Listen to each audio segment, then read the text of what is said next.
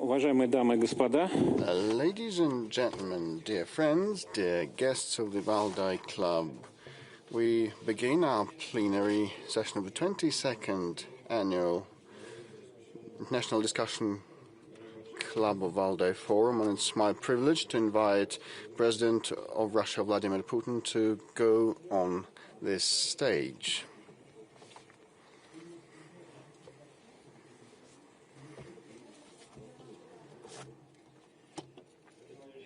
Mr. President, thanks a lot for finding time once again to visit our meeting. The Valdai Club has the great privilege, for more than around 33 years we've been meeting with you, discussing the most relevant issues, and I'll say that probably very few people can boast of that. And the 22nd meeting of the Valdai Club that has been held in the past 3 days was titled The Polycentric World Manual. We are trying to move from comprehending this new world to some practical matters, to be able to figure out how to live in this world. Now we cannot do that entirely, but we might be sophisticated or advanced, but still users, and you are a mechanical engineer probably of this multipolar world. So we expect some guidelines, some guidance from you of how we can apply our potential.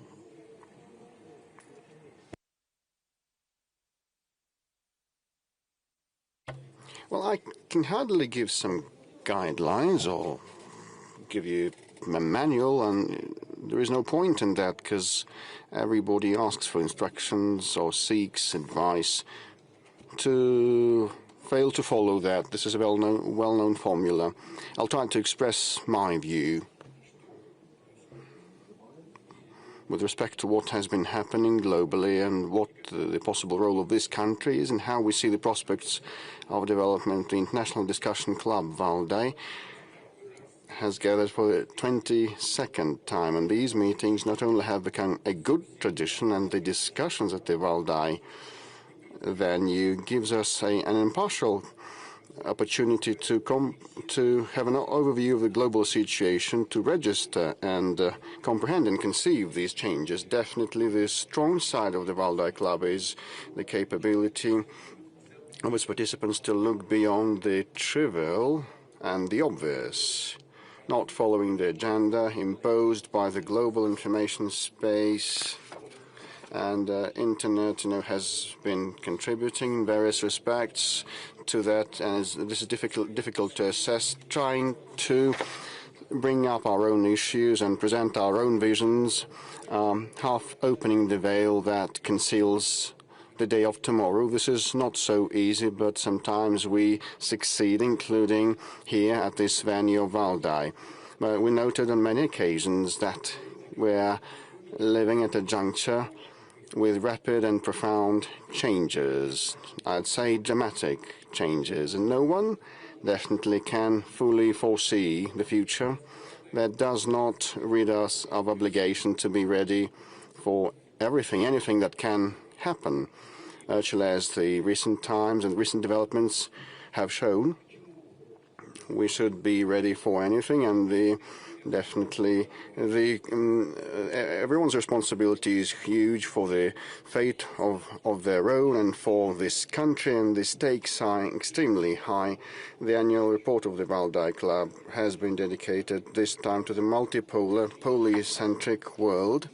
And this topic has long been on the agenda, but now it merits our special attention. I'm in agreement with the organizers. The actual multipolarity defines the frame of reference that the states operate in. I'd like to try to describe the distinctive traits of today.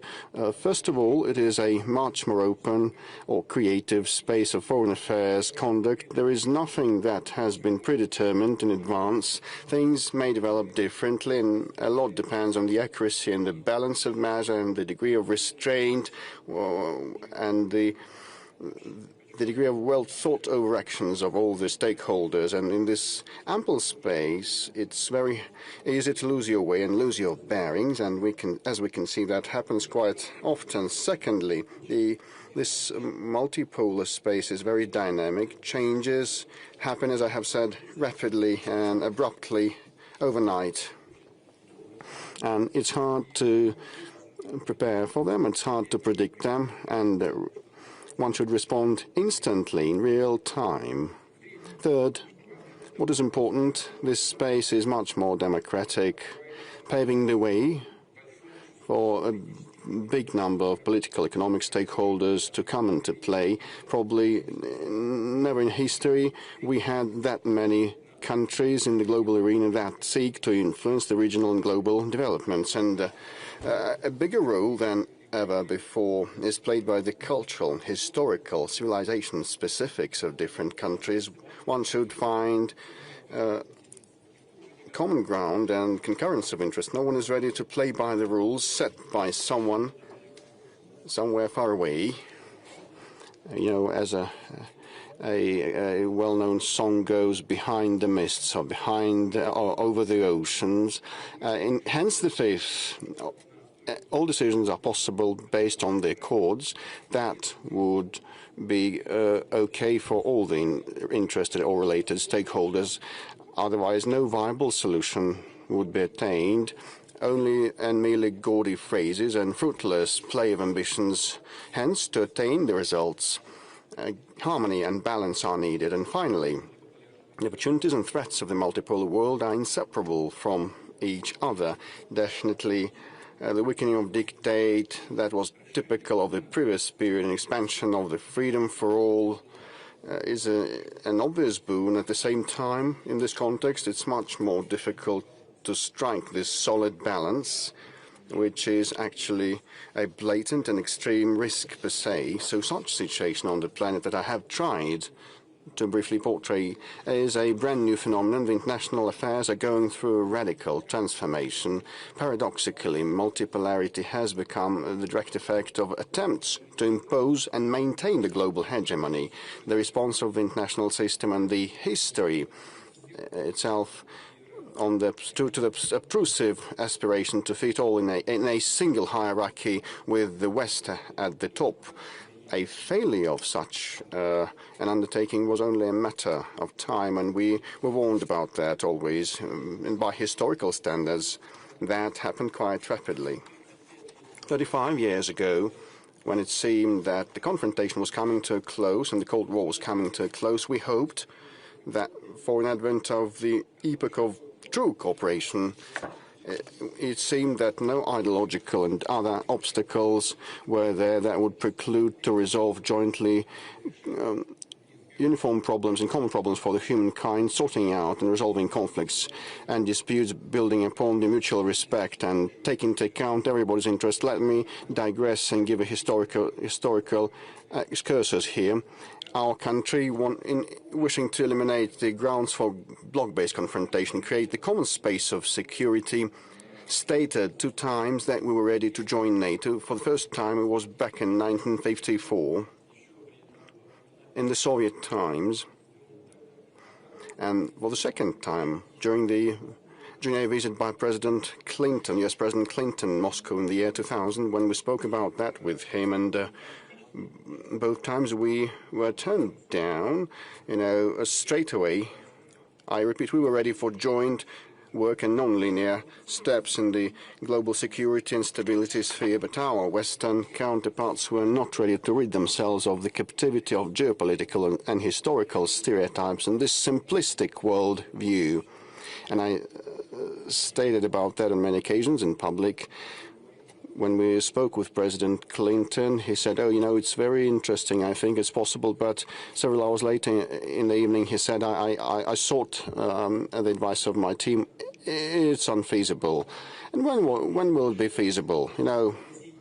It boiled down to nothing. So a real opportunity to shift to the positive vector is something that we had, but alas, some different approach prevailed. The Western countries succumbed to see and have this absolute and wield this absolute power. This was a serious strong temptation, and not to succumb, one had to have some historical vision and good intellectual level of education and groundwork, and those who made the decisions did not have this high capacity. The power of the United States and the Allies peaked at the end of the 20th century, but there can be no single force that can run the world on its own, prescribing what should be done to everybody, how everyone should breathe. There were some attempts of that, but they all failed. At the same time, one should note that many of the so-called Many believe that the so-called liberal world order was acceptable or even convenient. Well, yes, hierarchy would limit the capability of those who are not at the top of the pyramid of the food chain, if you permit me. But still, at the same time, they reside at the food, but still that would lift a big chunk of responsibility from them. Just the rules are as follows: just accept the set of conditions, fit into the system, and you receive your dues, and be happy, think of nothing.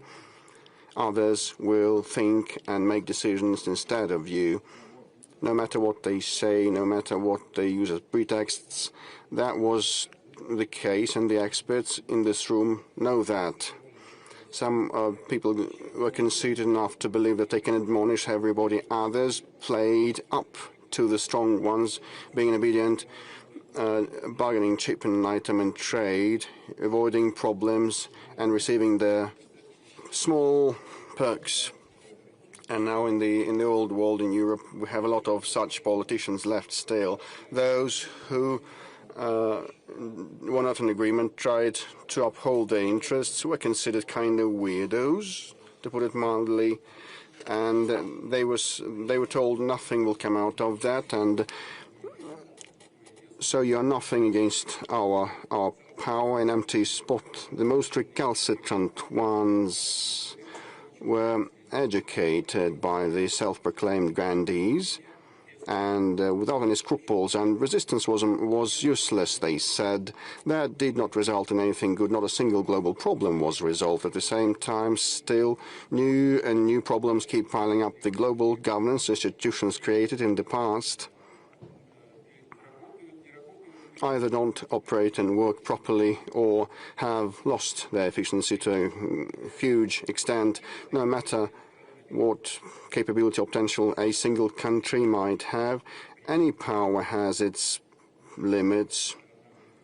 And in Russia we know that there is a proverb saying, might makes right.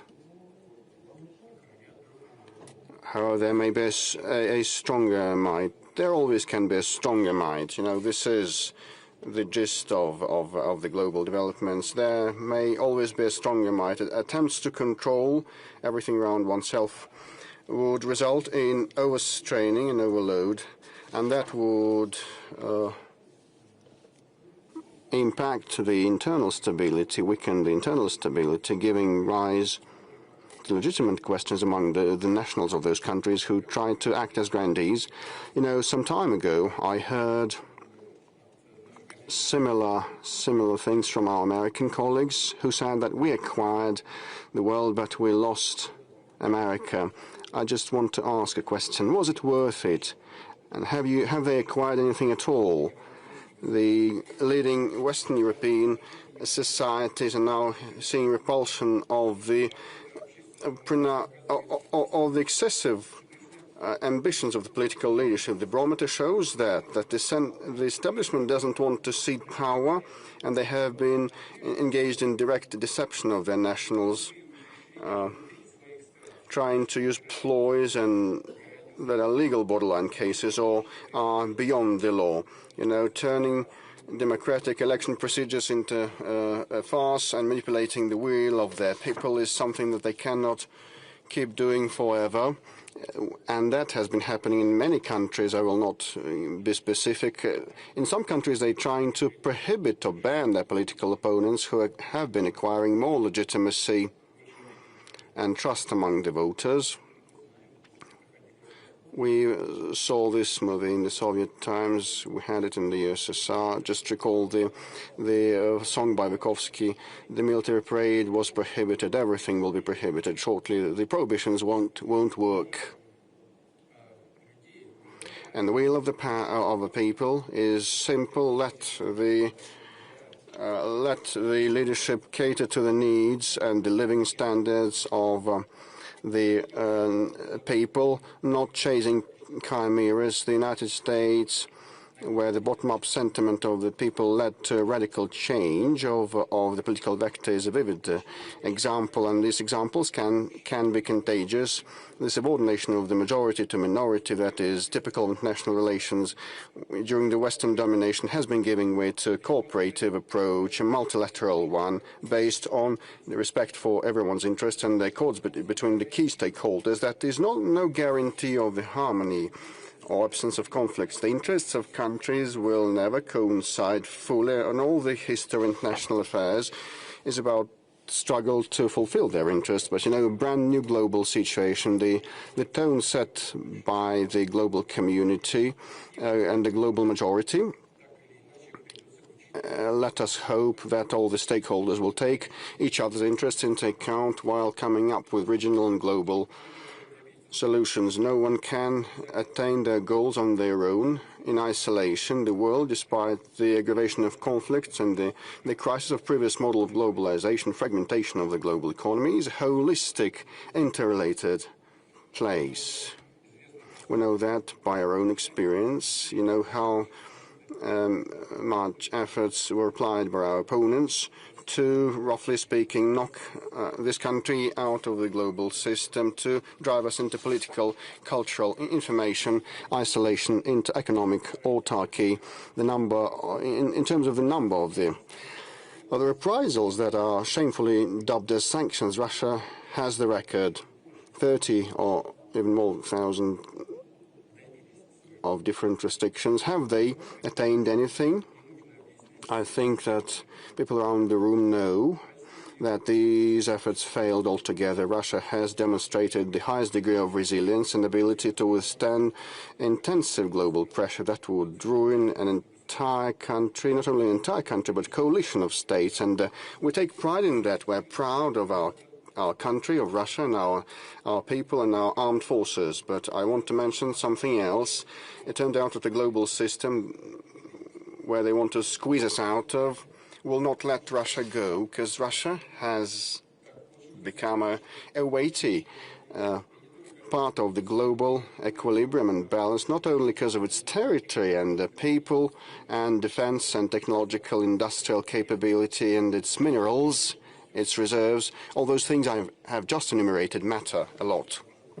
These are very important factors, but most importantly, it is so because the global equilibrium and balance cannot be established without us, neither economic or strategical or cultural, logistical, no type of balance. I believe that those who tried to destroy that, well, got to know. Some are still obstinate in their desire to have their way, inflicting, as they say, the strategic defeat on this country. Well, okay, if they don't see the fact that this plan is doomed, if they're stubborn enough, well, I hope that life will show them, and the most stubborn, short-witted ones will understand. We heard numerous clamors about full blockade and threats about blockade, trying to make Russian people, as they said, and they had no scruples in saying that they wanted to make the Russian people suffer. And they came up with figmental plans. I think, ain't it time to calm down and look around and understand the real situation and try to build relationships in a different way? We also know the polycentric world is very dynamic. It seems brittle and unsustainable because you cannot establish the state of things forever. Defining the alignment of forces, there are multiple stakeholders and processes and non-symmetrical forces, complex ones. Everybody has their own strengths and competitive edges that create a unique combination and a composition in each of the cases. The world of today is a sophisticated, multifaceted system. To comprehend it correctly, Simple laws of logic or cause and effect ties will not suffice. Complexity philosophy is what is needed, something similar to the quantum mechanics that is much more sophisticated than the classical physics. At the same time, thanks to this complexity, the overall negotiability has a trend to go up. The linear unilateral solutions are impossible. Non-linear multilateral ways require considerable professional, impartial and creative, sometimes non-standard diplomacy.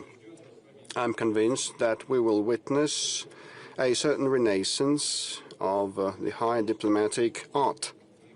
And the essence is about the way to pursue dialogue, coming to terms with the neighbors and single-minded stakeholders, and which is more difficult, come to terms with your opponents. In this spirit of the diplomacy of the 21st century, the new institutions have been developing, the expanding BRICS group and the major regional entities like Shanghai Cooperation Organization in Eurasia, and more compact but no less important regional groupings. There are numerous appearing around the globe. You know about them quite well. All these new structures are different, but they are united by the same trait, a very important one. They don't function on the hierarchical principle, subordination to someone who is considered to be the main one. They are not against anyone there for their own interests. This world of today needs accords, not imposition of someone's will. Hegemony, any type of it, will not cope with the scale of the agenda. Providing for international security in these terms is a very, very relevant and comprehensive matter. The growing number of stakeholders with different goals and polycentric cultures, their own identical original traditions, the global complexity makes it much more difficult and complicated to come up with this new approaches towards global security, but it gives us new opportunities. The bloc-style ways that are doomed to give rise to confrontation have become anachronic, pointless. We see that our European neighbors are now trying to patch up the cracks and plaster the cracks of the edifice of Europe. They want to overcome this cleft, to strengthen the shaken unity that they were so proud of and flaunted with, not because of resolving, not with the help of resolving their own domestic problems, but, you know, stoking up the enemy image. But people in those countries are wise enough to, you know, take to the streets, and despite they stoke up situation at the outer border, they try to recreate the well-known enemy that they invented hundreds of years ago, Russia. And many people in Europe do not know what's so horrible about Russia. Why should they tighten their belts countering Russia, forgetting about their own interests, sacrificing them and acting in their own detriment? But, you know, the ruling elites of the United Europe try to stoke up hysteria. They say that the war with the Russians is in the offing, and they keep repeating that gibberish over and over again. You know, I look and hear what has been said. I'm bewildered. Can they be serious? Can they believe in what they're saying, that Russia is trying to attack them? This is impossible to believe, and they try to convince their own people of that, and they may be non-competent. Either non-competent if they believe in that, because it's impossible to believe in this nonsense, or they may be decent enough because they do not believe in that themselves, but try to convince their own people. Just calm down and sleep quiet and try to get to grips with your problems. Look at what has been happening at the European streets, what has been happening with the European economy and industry, huge crisis in their culture and identity, huge debt burden and growing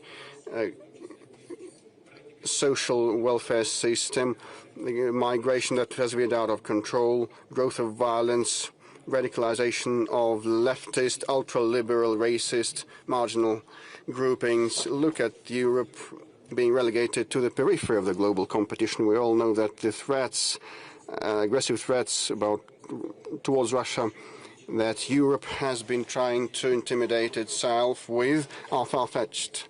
And the auto-suggestion is a dangerous thing, and we cannot, unfortunately, fail to pay heed to that, and we must take that into consideration because of the need to sustain our defense and security. And we're looking at the militarization of Europe that has been gathering pace. Are these plain words or simple words or lip service, or is it serious? Because they say that the German army should be the most powerful in Europe. Okay, we have been listening to that attentively and eyeing that closely, trying to figure what they actually mean. I believe that no one has any doubts that the response of Russia will not be long in coming. The response to such threats will be, to put it mildly, quite convincing. This is about the response. We never initiated any military standoff. It's pointless, uncalled for, and absurd.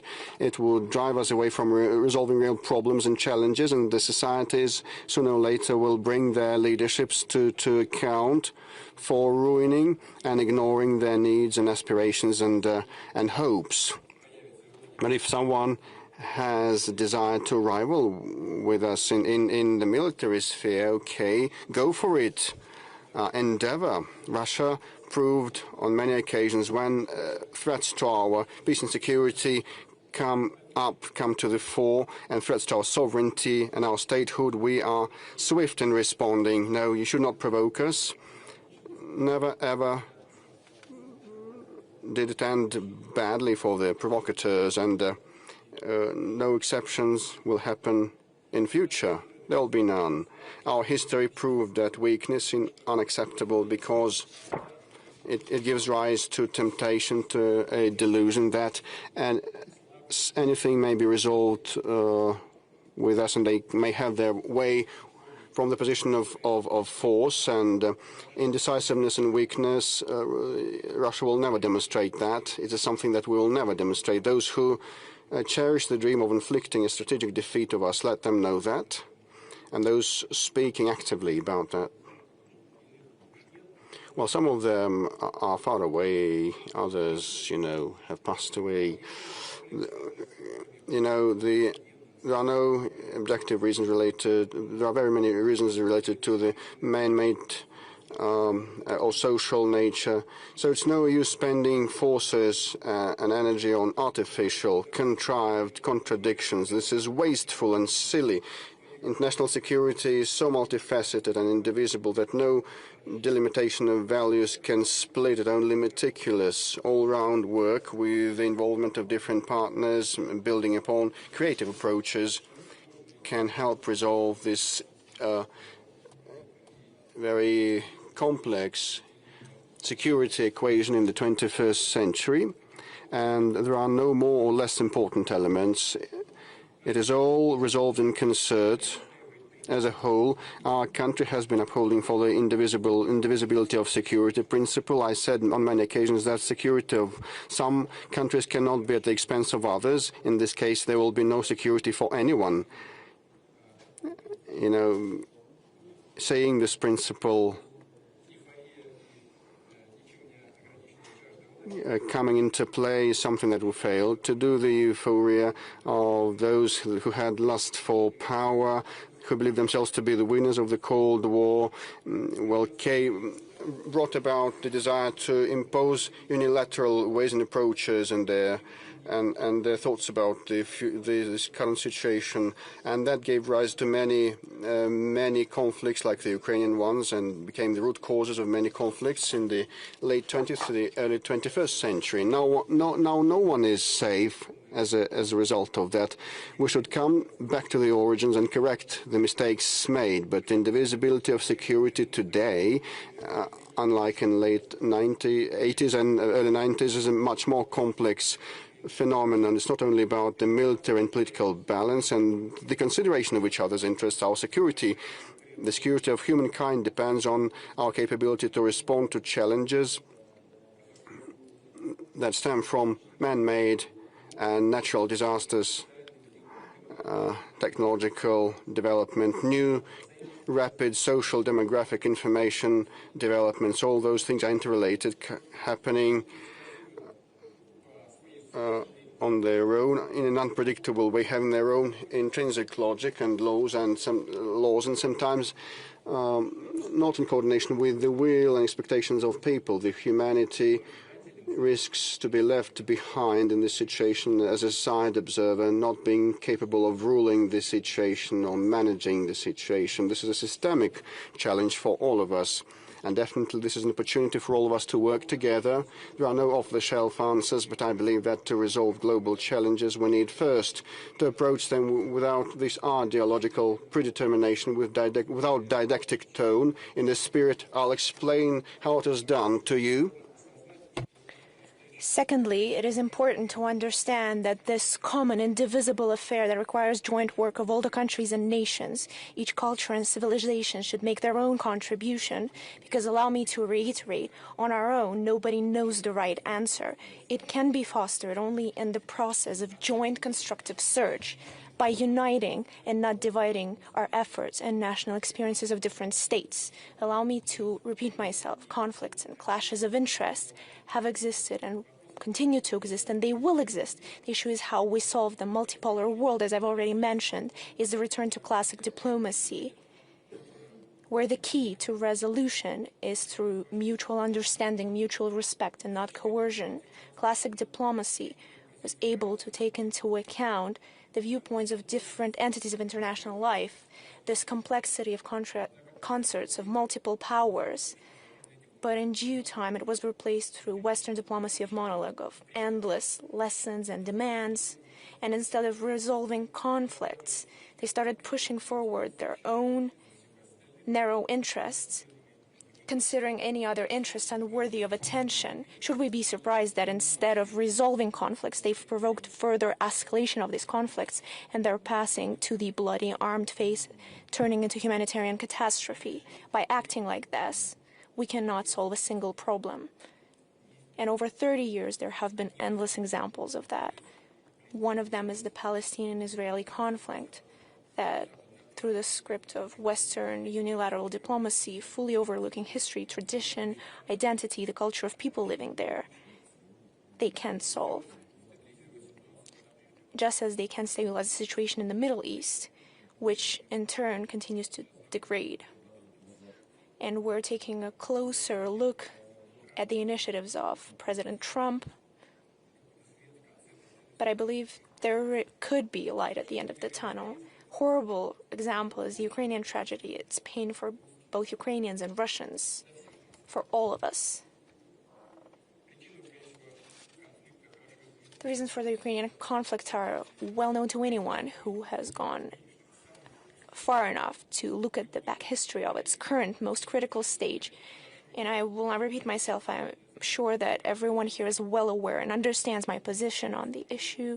I have voiced it many, many times. But we also know something else. Those who encouraged, goaded, and armed Ukraine, stirring it up against Russia, for decades fostered rampant nationalism and neo-Nazism, simply couldn't care less, not only for Russian interests, but for Ukrainian interests, either for true interests of the people of that country.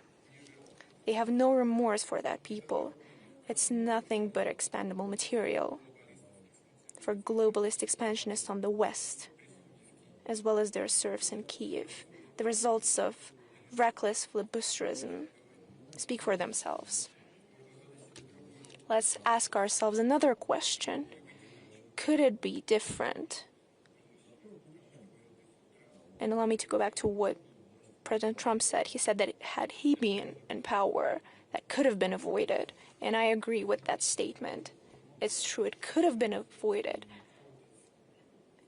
had the work been built differently with the U.S. administration back in the day. If Ukraine hadn't been turned into a destructive weapon in someone else's arms,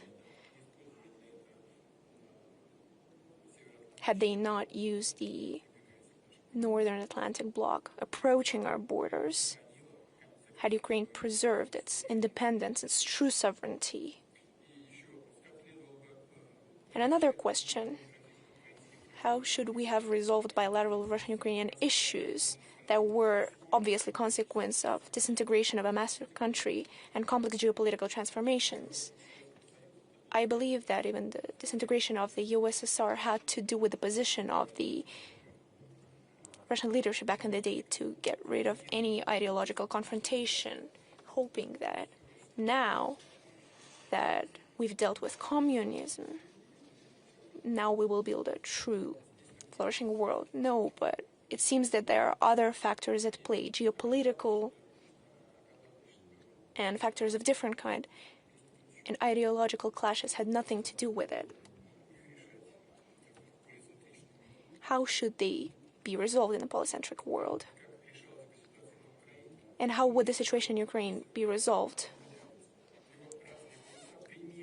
Its different poles would test out the situation of the Ukrainian conflict for themselves.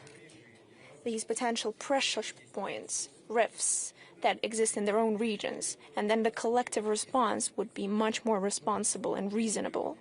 At the basis of resolving would be the understanding that all the participants of this complex situation have their own interests. They're grounded in objective and subjective circumstances. They must not be overlooked. Efforts of all countries in their quest for security and development are legitimate. Of course, this applies for Ukraine, for Russia, and for all our neighbors. It's the states of the region who should have the final say in creating the regional system. It's these countries who have the best chance at agreeing on a universally acceptable model of cooperation because it affects them directly. It is of their vital interests. For other countries, this situation in Ukraine is a bargaining chip in a different, much larger game, their own game. And generally, that game has nothing to do with specific issues of countries, or in this case, for that country or those countries involved in the conflict. It's just a pretext to solve their own goals as well as to profit from war. That's why they showed up on our doorstep with NATO infrastructure. For years they sat idly by, gazing at the Donbass tragedy, the genocide, at the extermination of Russian people at our ancestral historical lands that started in 2014 after the bloody coup d'etat in Ukraine. In contrast to this behavior that was demonstrated by Europe and, until recently, the US, is the conduct of the global majority states. They refuse to take sides.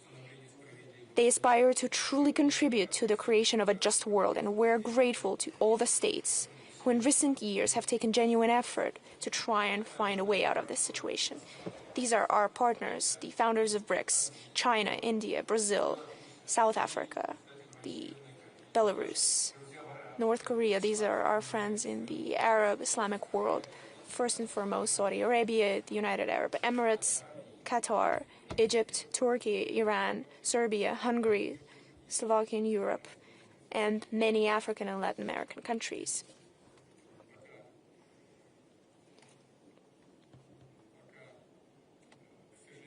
Unfortunately, so far we haven't been able to stop the hostilities, but the responsibility for that lies not on the majority for this inability, but on the minority, first and foremost Europe, who continue to escalate the conflict.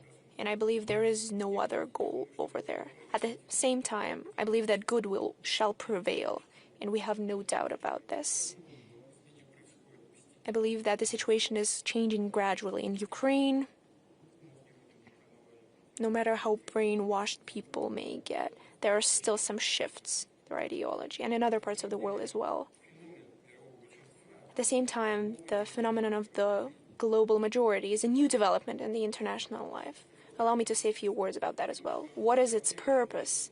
That the overwhelming majority of states is aimed at implementing their own civilized interests, the main of which is its balanced progressive development. And it seems that it should be natural, that's how it's always been. But in earlier eras, the understanding of these interests was distorted with morbid ambitions, with selfishness, with the influence of expansionist ideologies. And now, the majority of states and nations, that very same global majority, understand their authentic interests. And most importantly, they feel strong and confident enough in order to uphold these interests despite the external pressure. And I should add, by promoting and defending their interests, they're ready to work together with their partners. That is to say, to translate international relations, diplomacy, integration, into the source of growth, progress, and development. The relations within the global majority is a prototype of political practices necessary and effective in a polycentric world. This is pragmatism and realism, rejection of bloc philosophy, absence of rigid, dictated commitments, models where there are senior or junior partners. And finally, it's the ability to align interests that don't always coincide, but at the same time, they usually don't contradict one another. So the absence of antagonism is the main principle.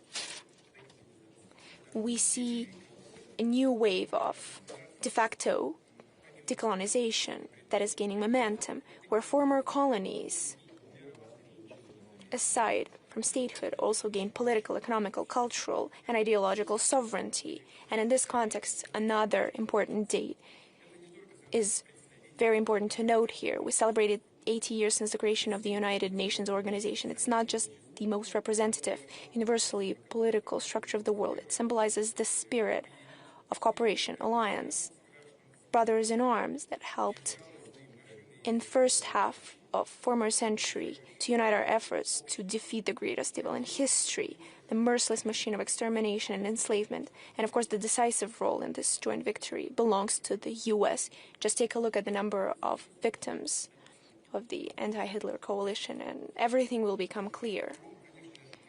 The UN, of course, is the legacy of victory in the Second World War.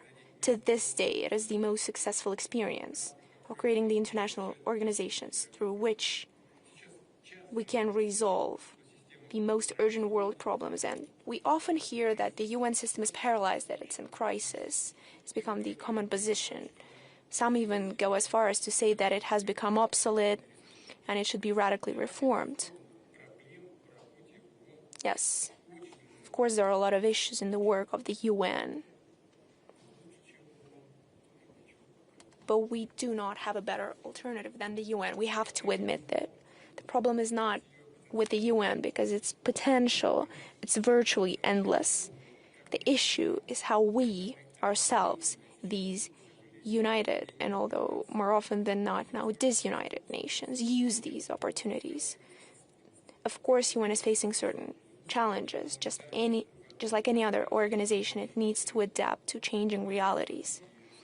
But in the process of its restructuring, configuration, it is especially important not to lose sight or twist the main idea of the organization, not just the one that was embedded when creating the whole UN system, but also the newfound idea that has arisen in the process of its complicated development. We should recall that since 1945, the number of UN member states has practically quadrupled.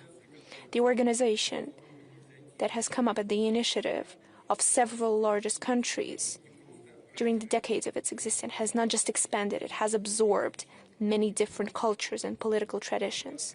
It has gained diversity, has truly become multipolar, way before the world has taken that path. The potential laid in the UN system is only beginning to unfold, and I'm sure that in the new era we're entering, it will only pick up the pace. In other words, now the countries of the global majority form the convincing majority, even within the UN, which means its structure and its governing bodies need to be brought up into the line accordingly, so that it fully aligns with the basic principles of democracy. We will not deny there is no unanimity as to how to organize the world, which principles it should be based on in the upcoming years and decades. We have entered a long stage of searching, in many ways stumbling in the dark. Once we have a new sustainable system, its framework remains unknown. But we should be prepared that for a considerable time, socio-political and economical processes will be hard to predict and sometimes quite nerve-wracking. In order to keep those clear guidelines and not lose our way, we need a strong support. First and foremost, these are values cultivated in national cultures over the centuries: culture, history, ethical and religious norms. The influence of geography and environment are key elements from which civilizations are born.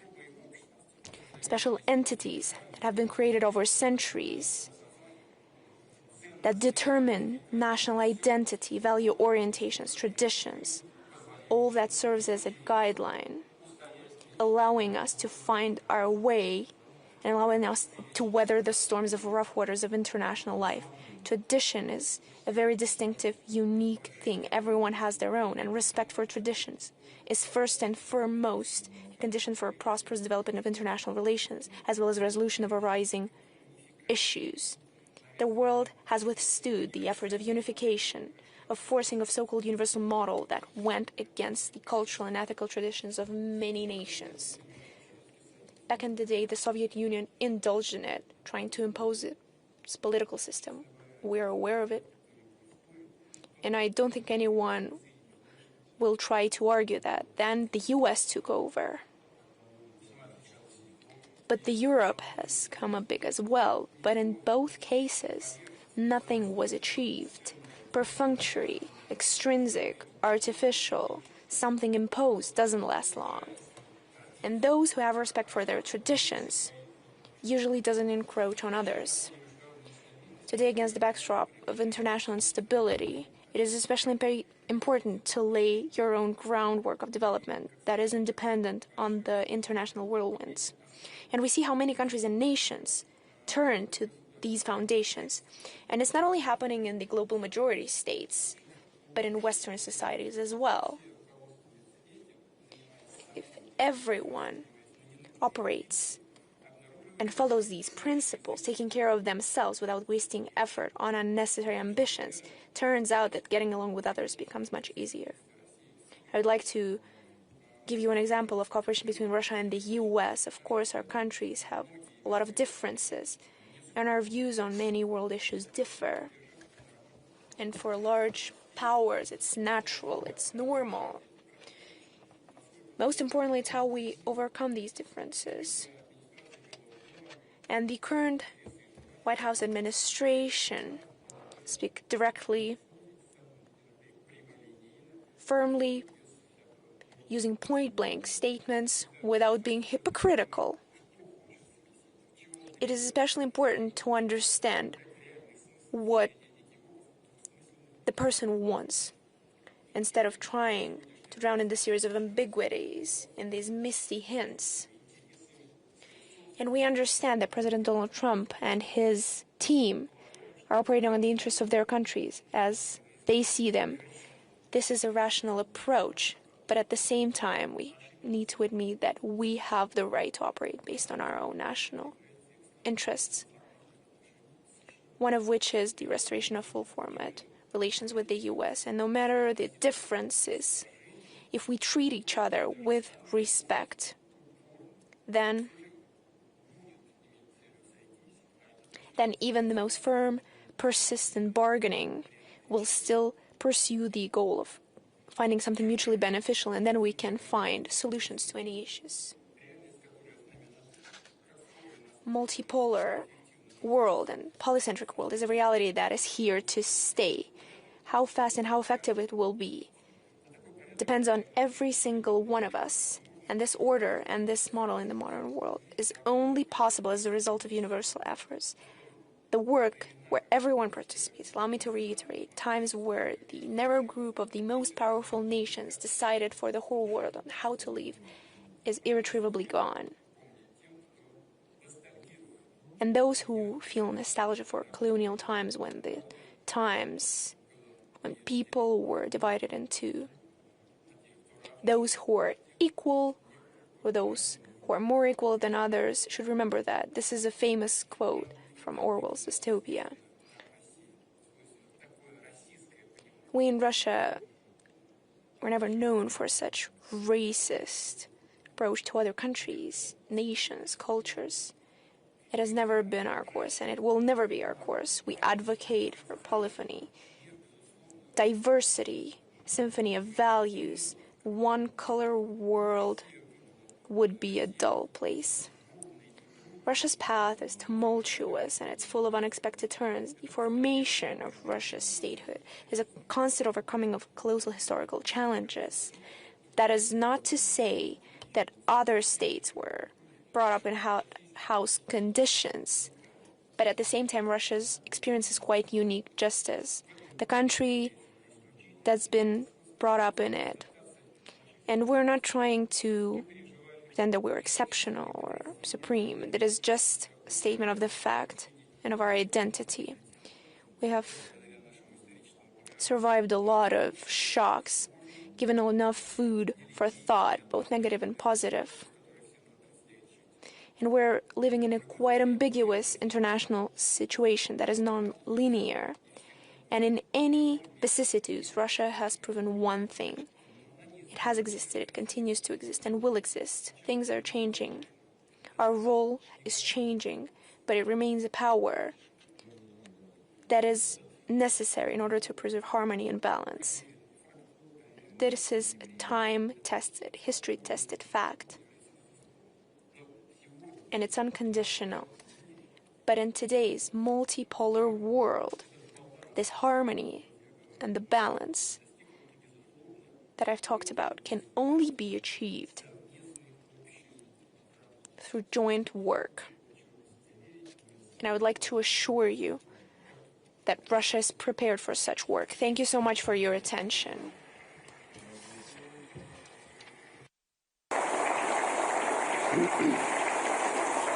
Спасибо. Thank you. Владимир Владимирович, огромное спасибо за... Mr. President, many thanks for this.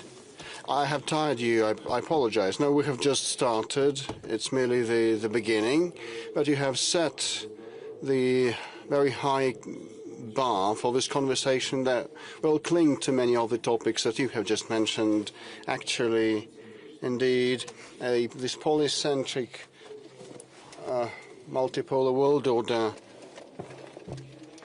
is kind of still fledgling, and description is at the inceptional stage. It is very complex and sophisticated, and as in an old parable, we may touch a part of our body, of a body, and believe this is the entire elephant, but it's merely a part of the elephant's body. Well, you know, I've cited practical examples. You know, these are no idle words, not lip service. You know, sometimes we're faced with different issues to be resolved in different parts of the globe, and in the past times there were two blocks, the Soviet bloc and the Western bloc, but you know, currently, you know, things have changed, and now I may be facing a dilemma whether I should act in this or that way. But if I act in this way, this will impact those stakeholders. If I act in another way, this is impact someone else. So, and you know, well, in several occasions we opted for an omission. When sometimes it is wiser to exercise restraint than to act. And these are the realities of today, and this is something happening in practice. Well, at school, have you been playing chess? No, I was a chess player anyway. Good. Then let me continue with respect to what you have said. Regarding the practice, not just the theoretical analysis has changed, but the practical actions cannot be the same as they used to be, and certainly the preceding decades. Many relied on the institutions, different international organizations, structures, and structures within the states that were adopted and adapted to solve certain problems, and many experts, and we discussed that too at the Valdai discussion club in the previous days, say that the institutions, for certain reasons, become weaker or even lose their efficiency. And the leaders, the heads of states, now have to assume much more responsibility than before. In that respect, I have a question to you. Are you feeling, being an Alexander I at Congress in Vienna, who was personally negotiating the New World Order, being alone? No, I do not feel like this. Alexander I was an emperor, and I am a president elected by popular vote for a certain term. This is the biggest difference, number one. Secondly, Alexander I used might to unite Europe, defeating the enemy that had invaded our territory. We recall the Vienna Congress and all other things and what was done by him with respect to where the world was heading. This is a contentious thing, whether monarchies were to be restored anywhere across the board, or one should have tried to turn the wheel of history in a different direction, looking at the nascent trends and heading this new progressive movement. But, you know, this is a digression from your question. Apropos, as regards contemporary institutions of nowadays, they have degraded when some countries of the collective West tried to use and capitalize on the situation that came into play after the Second World War and the end of the Cold War, proclaiming themselves the winners in the Cold War, and many countries started exercising resistance and balking. And the West, after the Soviet Union ceased to exist, Western structures injected very many manpower in governing bodies of the ex-Soviet republics, and they acted. Those new staff members acted in a very crude manner and blunt manner. And OSCE, why was the OSCE created and established? To resolve complex issues in Europe, and it boiled down finally to becoming a venue and a platform to discuss human rights in the post-Soviet space. Well, listen, there are many problems in this respect, but you know, in Western Europe too, they have problems, and this Department of State of the United States paid heed to the fact that they started having human rights issues in the United Kingdom. Well, let them live happily. But you know, those problems existed before, and you know, those professional organizations started handling Russia and the post-Soviet space, but this was not the original mandate of theirs. So, and it became pointless. The original mandate in the previous frame of reference with the existence of the Soviet bloc and the Western bloc was different, and these institutions degraded because they stopped doing what they had been created for. But you know, no other option than looking for consensus-based solutions, and trade-offs exist. And you know, we came to understand gradually that some institutions were to be established to resolve different matters, not the way our Western colleagues and counterparties tried to resolve them, but, building upon consensus. This is how Shanghai Cooperation Organization was established. Well, originally, it was about sorting out the borderline disputes between the former Central Asian republics of the USSR and China, and it proved efficient, very efficient, and we started expanding its mandate, and it lifted off, and gradually this is how BRICS came into existence. I received the Indian Prime Minister and the Chinese President, and I suggested we should have a RIC format, tripartite format, and we agreed to get together on a regular basis and engage our foreign ministers, and we kicked the ball rolling, and despite some of the minor problems that they had between themselves, some of the issues, anyway, this platform, this organization proved efficient, and no one wants to bulge out or press ahead with their interests. And everybody got to understand that balance should be struck, and Brazil and South Africa volunteered to join, and BRICS was established.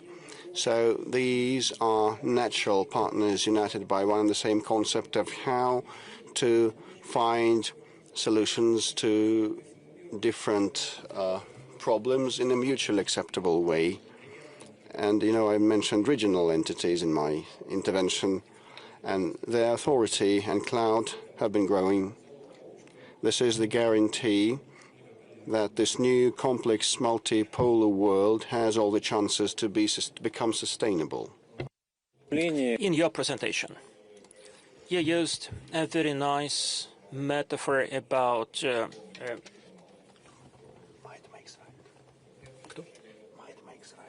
might makes right, where not take a knife to a gunfire. So, and once there are no other means, there is just power that you have to use, and in geopolitics it came for.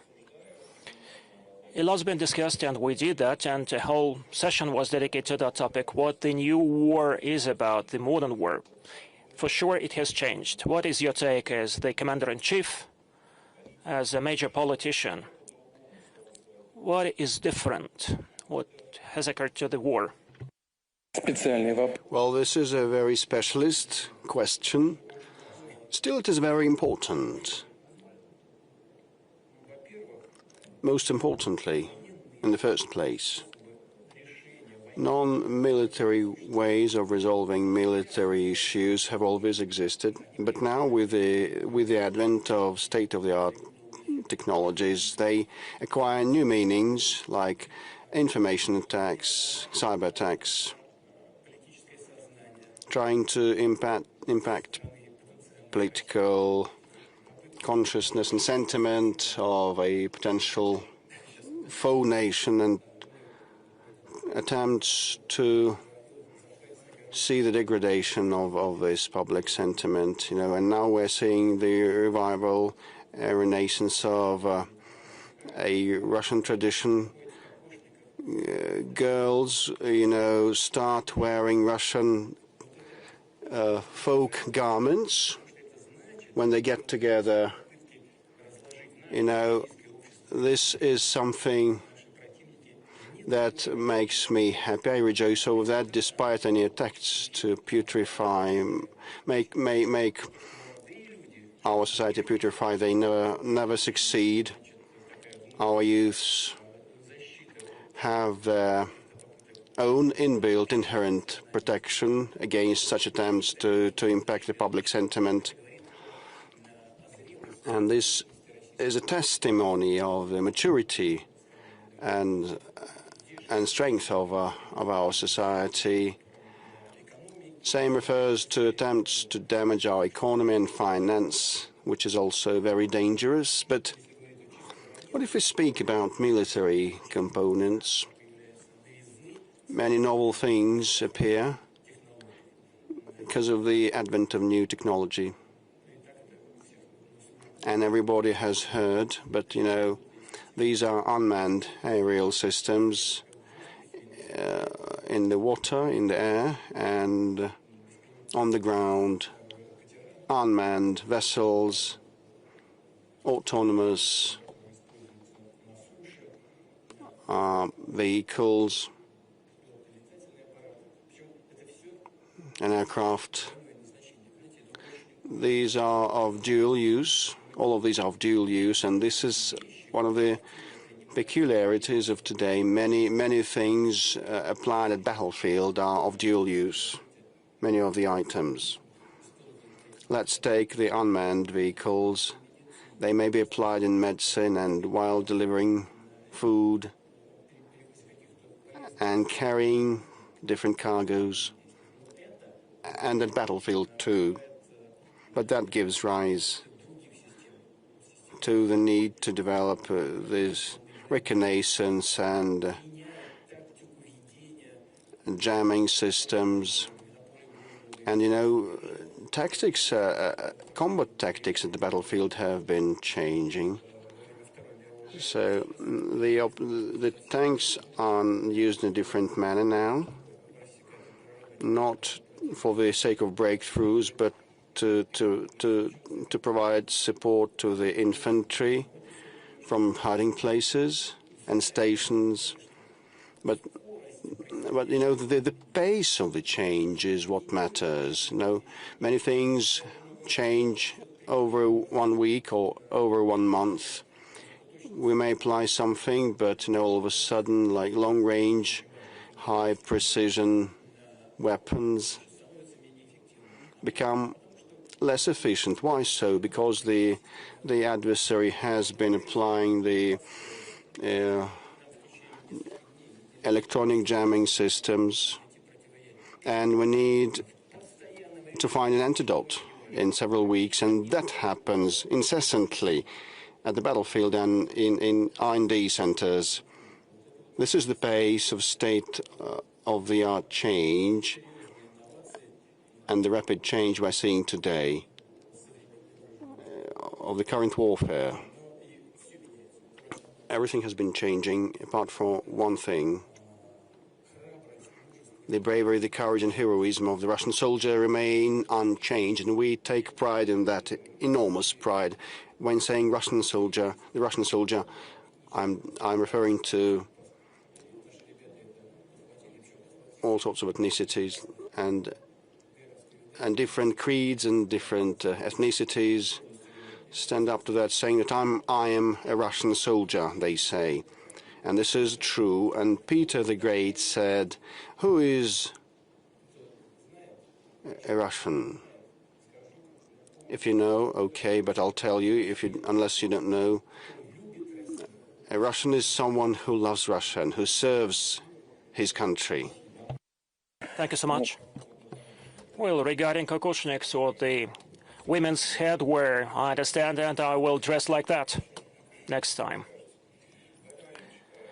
Mr. Putin, you spoke about the speed of change, the pace of change, and really this is very tremendous, and everything is changing so rapidly in the civil sphere and in the military sphere, but probably in the upcoming decades that would be like that. But 3.5 years ago, when the special military operation was started, some criticism was voiced regarding the Russian army, regarding the Russian state, that we are lagging behind in some aspects.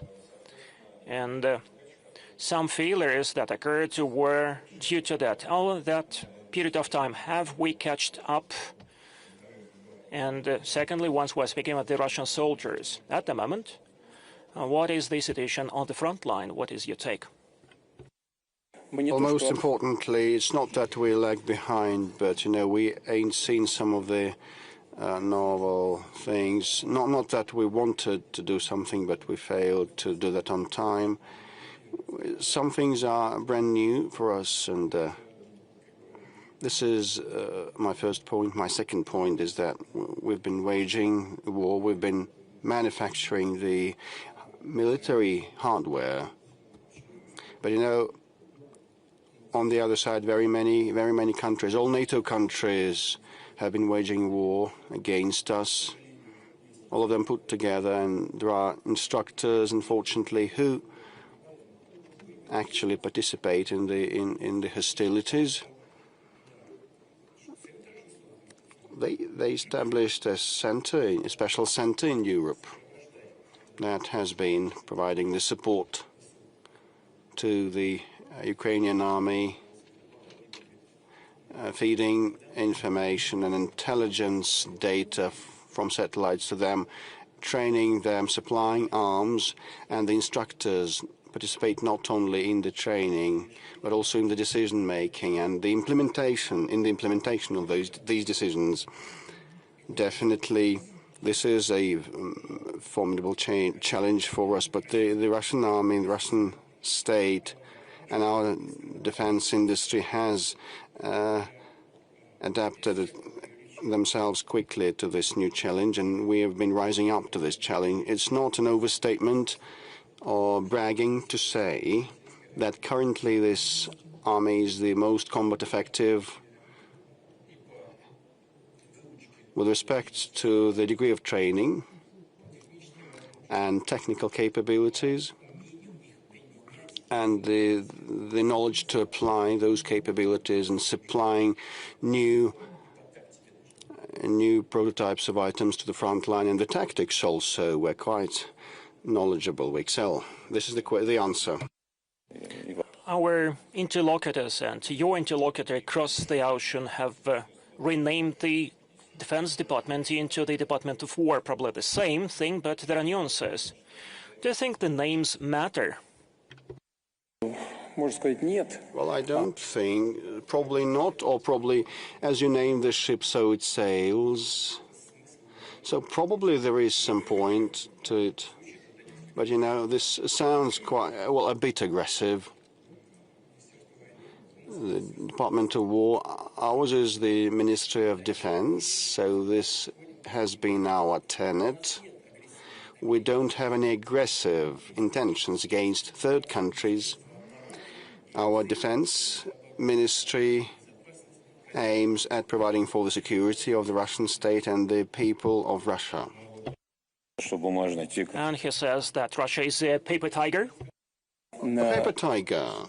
Well, I've said that Russia has been waging war not against Ukraine, but all NATO countries put together. So if we speak... Well, you've asked me what has been happening on the front line, battlefield line. I'll come back to the tiger thing, but, you know, all along the battlefield line, our troops have been advancing. The northern group in Kharkiv, in the Kharkiv region, there's a location of Volchansk, and in the Sumy region, there's also a location called Yunakovka. It has been transferred to our control, and we have taken half of Volchansk. I think it is a matter of time. The other half will be retaken soon, and a security buffer zone is being established in a firm and resolute manner, as planned. The western group of our troops has virtually fully... Well, two-thirds of Kupiansk have been taken, which is a location where we have seized the center, and the hostilities have moved to the south. Another major location called Kirovsk has been transferred to our control, and the southern group of our troops has entered the city of Konstantinovka. This is one of the defense bastions like Konstantinovka, Sloviansk, and Kramatorsk, which are the fortifications that had been created for more than 10 years with the help of the Western professionals and military professionals. But we have approached and entered those, including also Seversk, a major location too. And the hostilities are ongoing there. The central group of our army has been quite active and efficient in operations, and they have entered the location of Krasnoarmeysk, the south of it.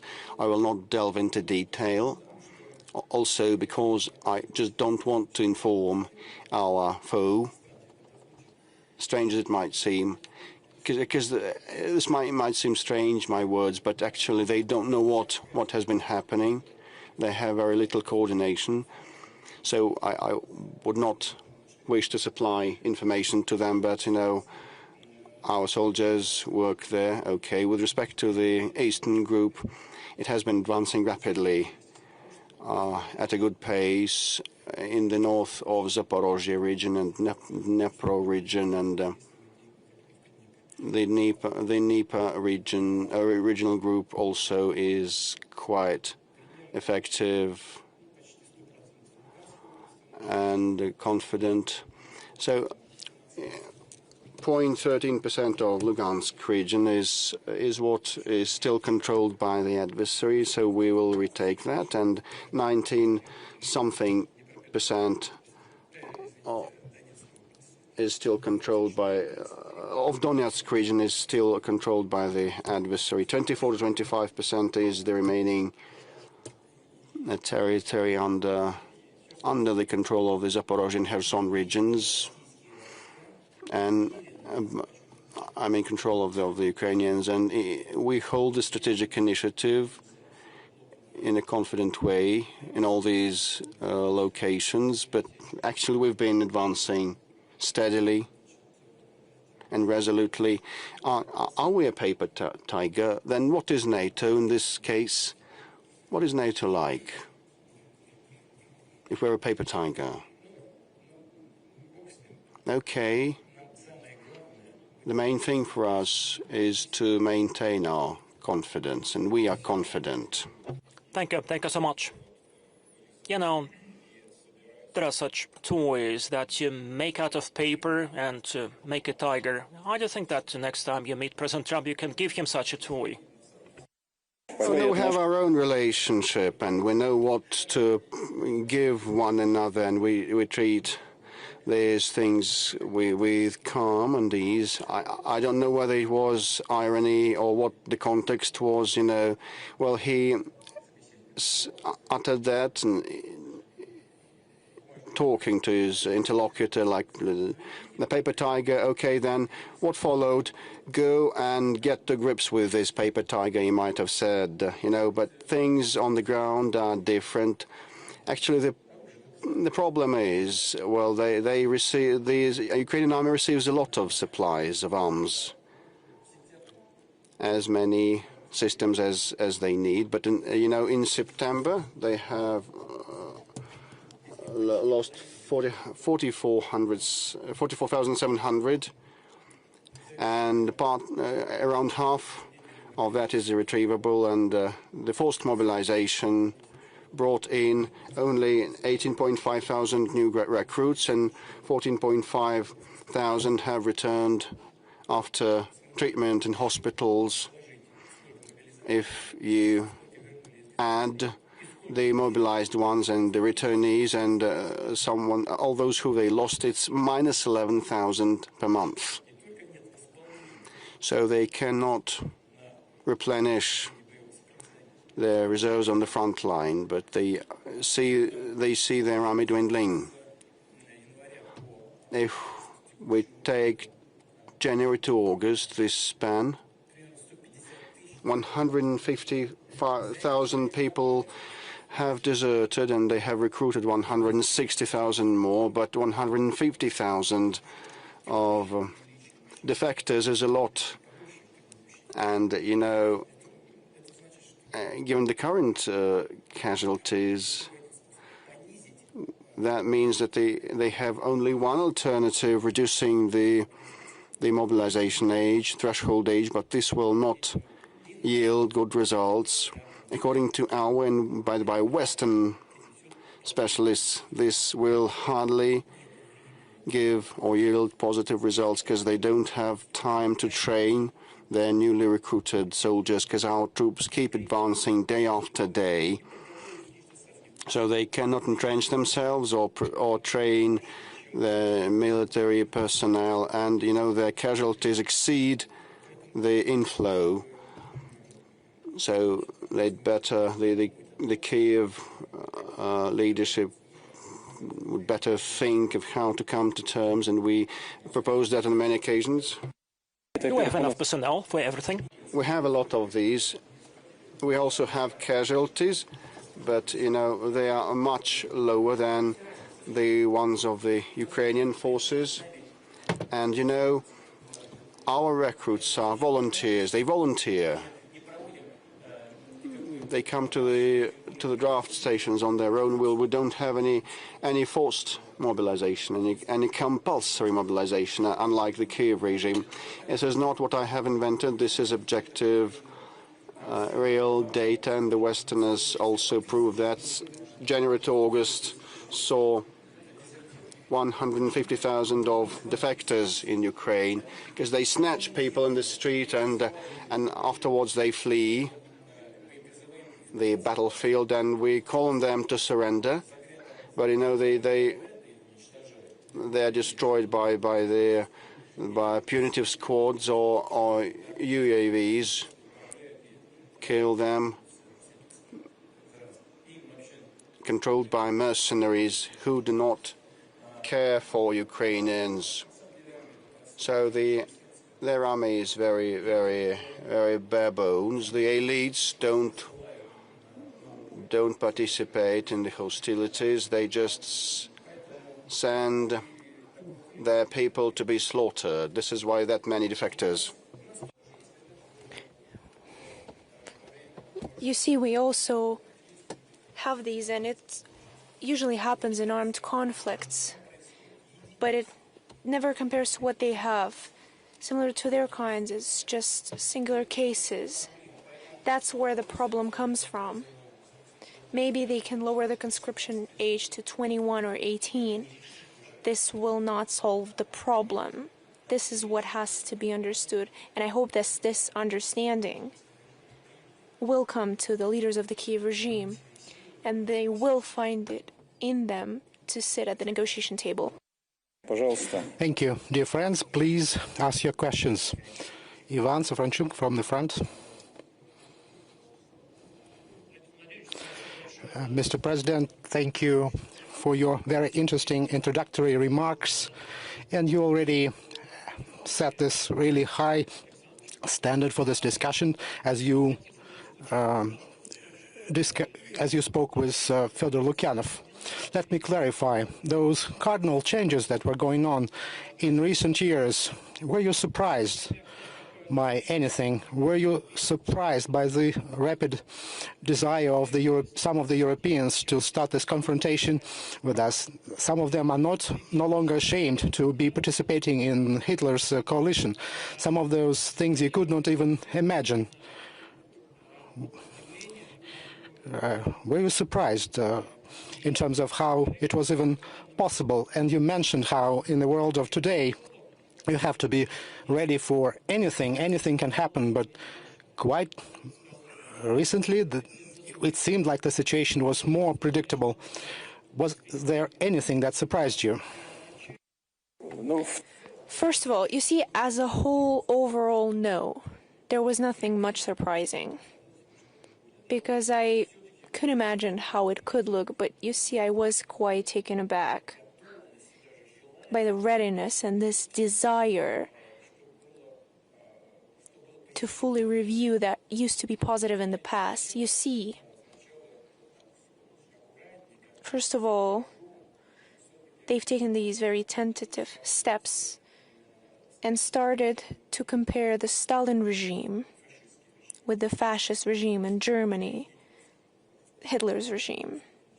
They've started putting them on the same shelf. So they've tried to bring up to surface the Pact of Molotov and Ribbentrop. They've spoken about the Munich deal of '38 as if they've started to forget about it, as if it never happened. The Prime Minister didn't come to London. shaking the agreement with Hitler when descending the plane, saying, "I bring peace." But even back in the day, the UK had people who said that now war is inevitable. That was Churchill. So Chamberlain said, "I bring peace," and Churchill responded with, "War is inevitable." So that was the estimation back then. They talked about the Molotov Pact.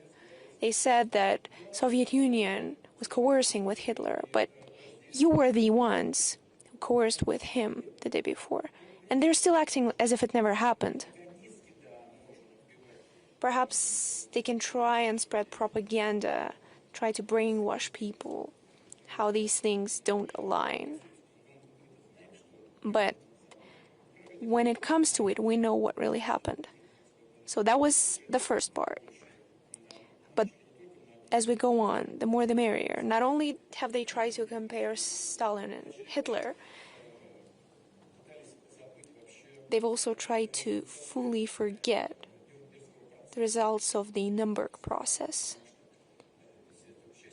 which is quite concerning because these are participants of a joint fight. And this Nuremberg process was a joint effort. And it happened in order to avoid repetition of anything like that in the future. They started eradicating monuments to Soviet soldiers who fought Nazism. I understand that there were some ideological factors at play, but as I've already said, the Soviet Union also led the policy of trying to impose political system in Eastern Europe. That is clear. But people who fought Nazism, they laid down their own lives for it. And they weren't at the head of Stalin regime. They weren't in charge of anything. They've simply paid with their own lives, trying to defeat Nazism. And so on and so forth. And this is what shows that there is no end to their rhetoric, but only because it has to do with Russia. They need to set certain arms to it. And when I've come up on stage, I've taken a book with me. I wanted to read something to you, but what I wanted to say, at home, my table, I have a Pushkin book of his works, and sometimes when I have a free couple of minutes, I like to open it because it's quite an immersive, interesting reading, but also to truly immerse myself in that atmosphere, what these people lives looked like, what they thought. And just yesterday I opened this book, I perused through the pages, and I found a poem. Everyone, at least the Russian part of the audience, knows the poem of Mikhail Lermontov-Borodino, "Please tell me, uncle." We wasted no time, of course, but I never understood that Pushkin wrote on the same subject as well. But then I took a look at it and I was very impressed by it, because you get a feeling like Alexander Pushkin wrote those very same lines just yesterday, as if he looked at me and said, "Oh, you're about to discuss the Valdai Club. Please take it with you so you can read it aloud to everyone there, my thoughts on the matter." So I was hesitant to do it. But if you allow me, I have a book with me. It's quite curious.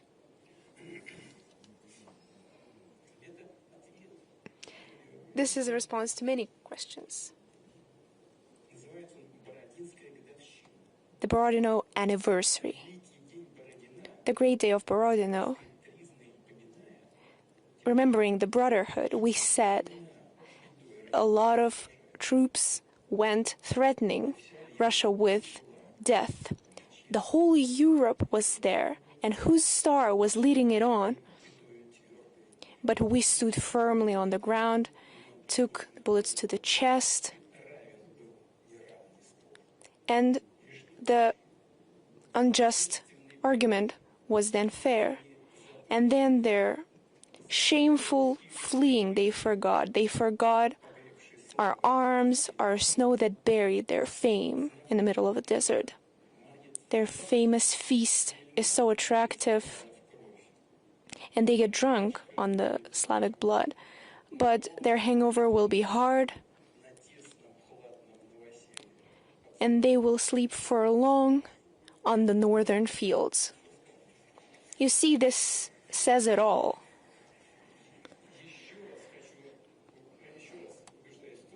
Once again, I find proof that Pushkin is our everything. And after that, he went even further on. He was so inspired, but I can tell you exactly where that is, so you can take a look as well. 1831, that's when it was written.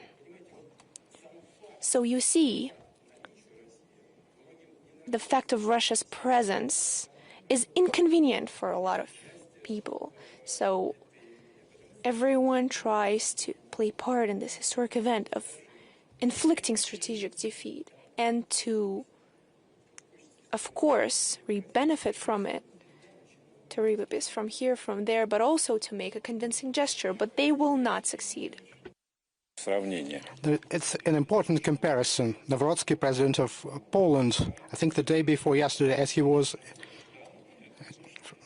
The poem goes on about Poland. He mentioned in an interview that he keeps talking to General Pilsudski, discussing issues of relations with Russia, and you speak with Pushkin. There's no harmony in it. You see,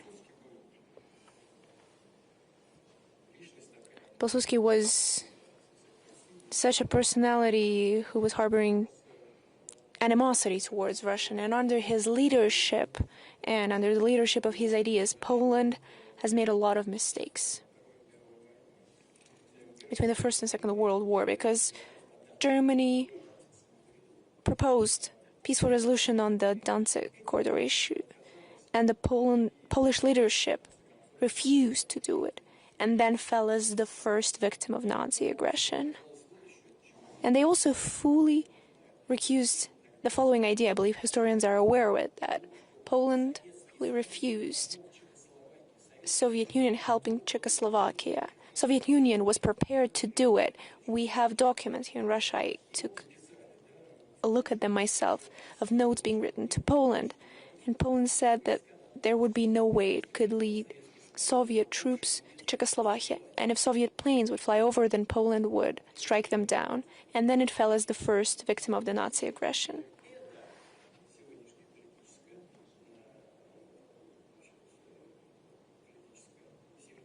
So if this political family of the highest rank in Poland remembers that fact, understanding all the complexities and the intrinsities of historical eras, and takes that into account and truly considers those mistakes, then it could be beneficial.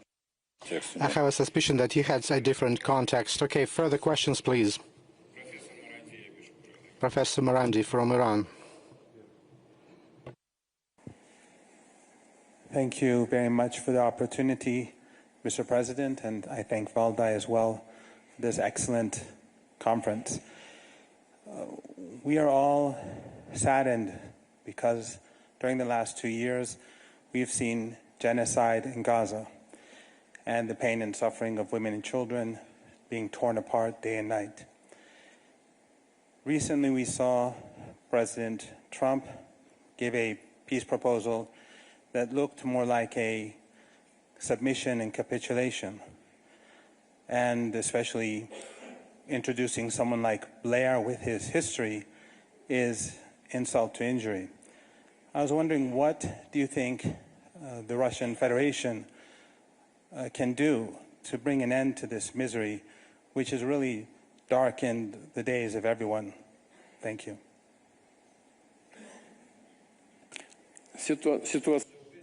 The situation in Gaza, it's truly horrific event in the modern history of humanity.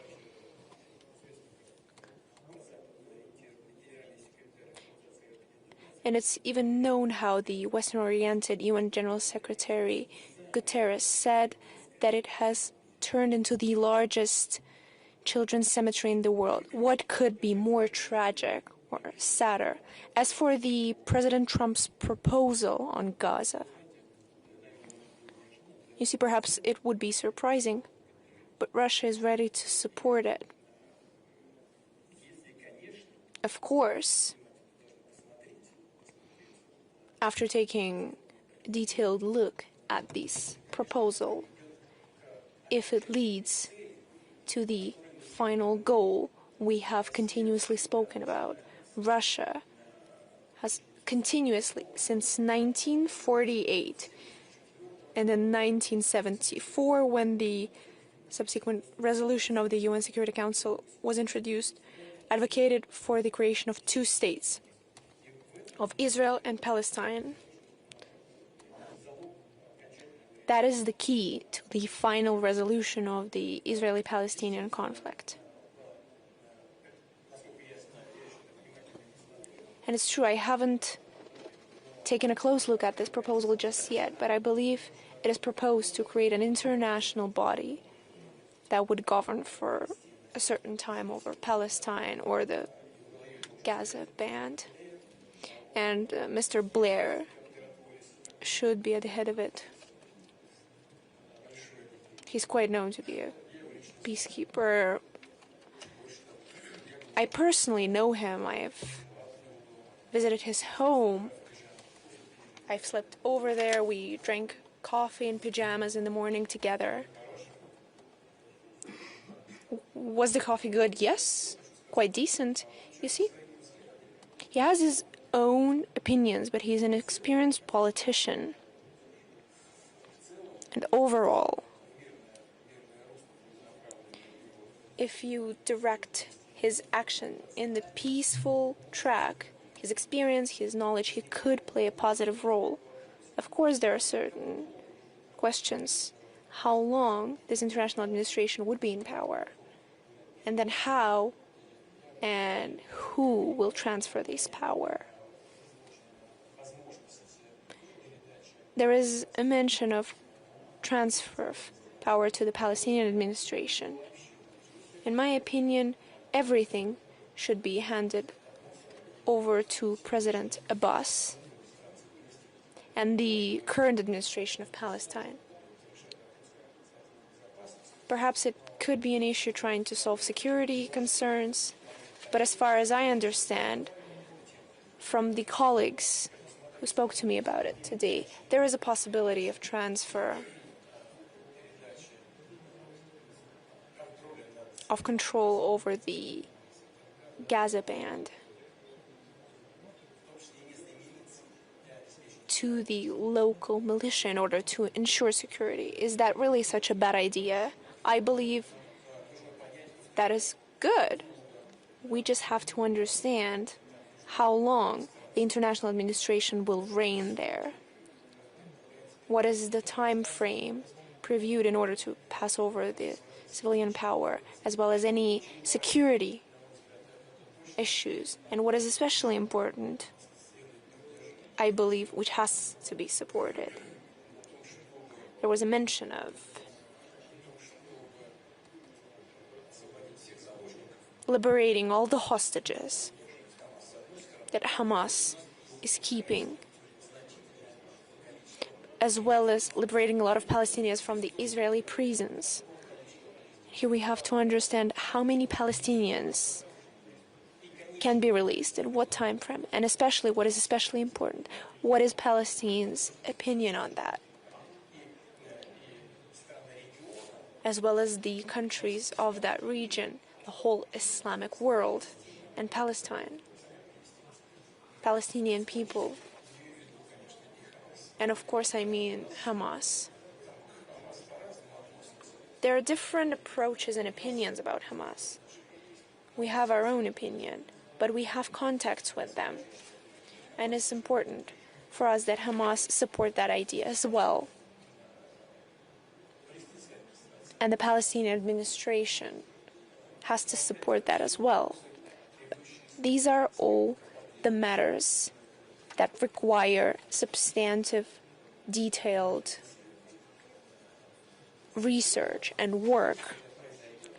Overall, if we manage to make it happen, this will be a significant step forward towards resolving this conflict. But in our opinion, I would like to reiterate, any substantive decision can be made with the creation of Palestinian state. And Israel's approach is also very important. We're not aware of it yet. What's their take on it?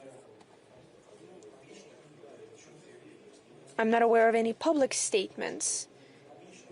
But it's not just about their public statements, but at the core, what is Israel's take on it? Will they be ready to comply with what's been proposed by the U.S. president? There are a lot of matters to take into account. But overall, if all the things that I've mentioned can happen, it will be a breakthrough that could be quite positive. Allow me to repeat for the third time. The creation of a Palestinian state is the key to resolution as a whole. I'm not surprised a couple of weeks ago when one ally of the U.S., Israel, attacked another ally of the U.S., Qatar. I was surprised. What about the reaction or the absence of reaction of the U.S.? Понятно. Спасибо. Так, Тара Рид, пожалуйста, здесь. Okay, Tara Reid. President Putin, it's a tremendous honor to speak to you. I want to start with a thank you that will lead to the question. I used to work for Senator Biden and Leon Panetta in the United States of America, and I came forward about some things and corruption in 2020, and I was targeted by the Biden regime to the point where I had to flee. Margarita Semignon, who was a hero to me, helped me, and Masha Maria Butina get through.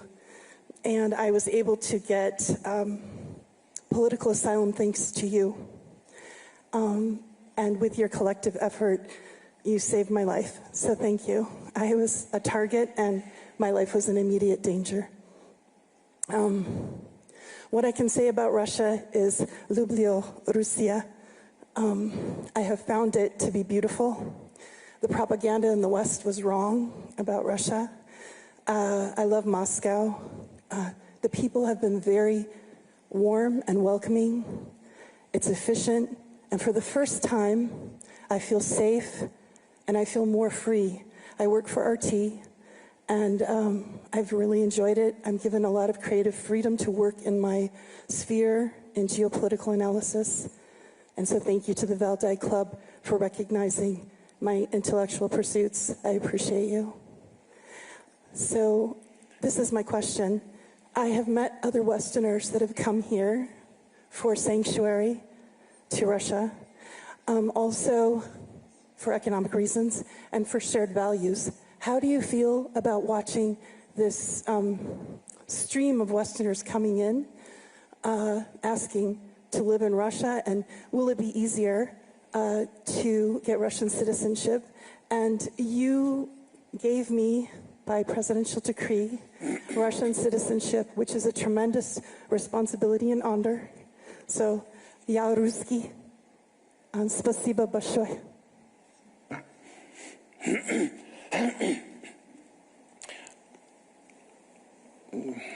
Вы сказали о... You've mentioned common values and how we treat people who come from different countries wanting to live here, who share these common values with us. You see, in our political culture, there have been a lot of good, a lot of questionable, and the identification document of citizens of the Russian Empire, there was no such field as nationality. Soviet passport had that, but the Russian one didn't have that. It had a religion, there was a common value, a religious value, belonging to Eastern Christian religion, Orthodox religion. Of course, there were other values, but this was the one that determined what kind of values you shared, which is why today it doesn't matter whether someone comes from the East, from the West, but if they share our values, this is our person, and that's how we're going to treat you, which is why you feel the way you feel. And that's my attitude as well. As for any legal administrative procedures, we have taken decisions that facilitate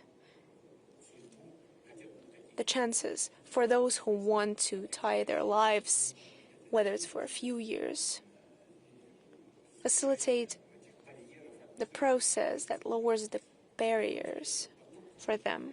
It's not that we see a huge inflow, but hundreds of thousands of people, or I believe we've received 2,000 applications, 1,800, and this inflow continues. And it's not just for political reasons, but for values, mostly from European countries. Their gender terrorism that they're conducting towards children. Not a lot of people can tolerate it, so they're trying to find safe havens, and they find themselves here, and we will continue to support them as far as we can. You've also mentioned, I've taken note, I love Russia. You and I have a lot of common. You said I love Moscow, and we have a lot of common because I love Moscow as well. So let's operate on that. For someone born in St. Petersburg, that's worth a lot. That's a revolutionary event.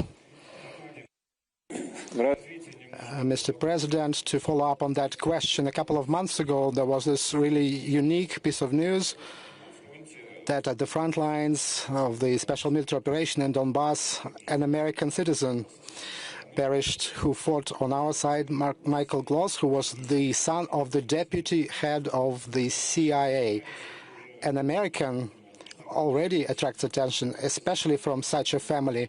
Were you aware of him prior to when it has become known publicly? No, I was not aware of it. I found out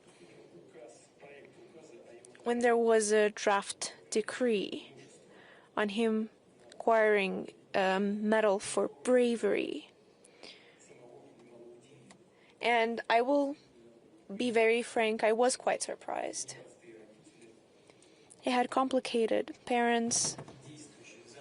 His mother is the acting deputy of the investigative branch of the U.S. His father is the retired Navy officer in charge of one of the largest companies supplying Pentagon.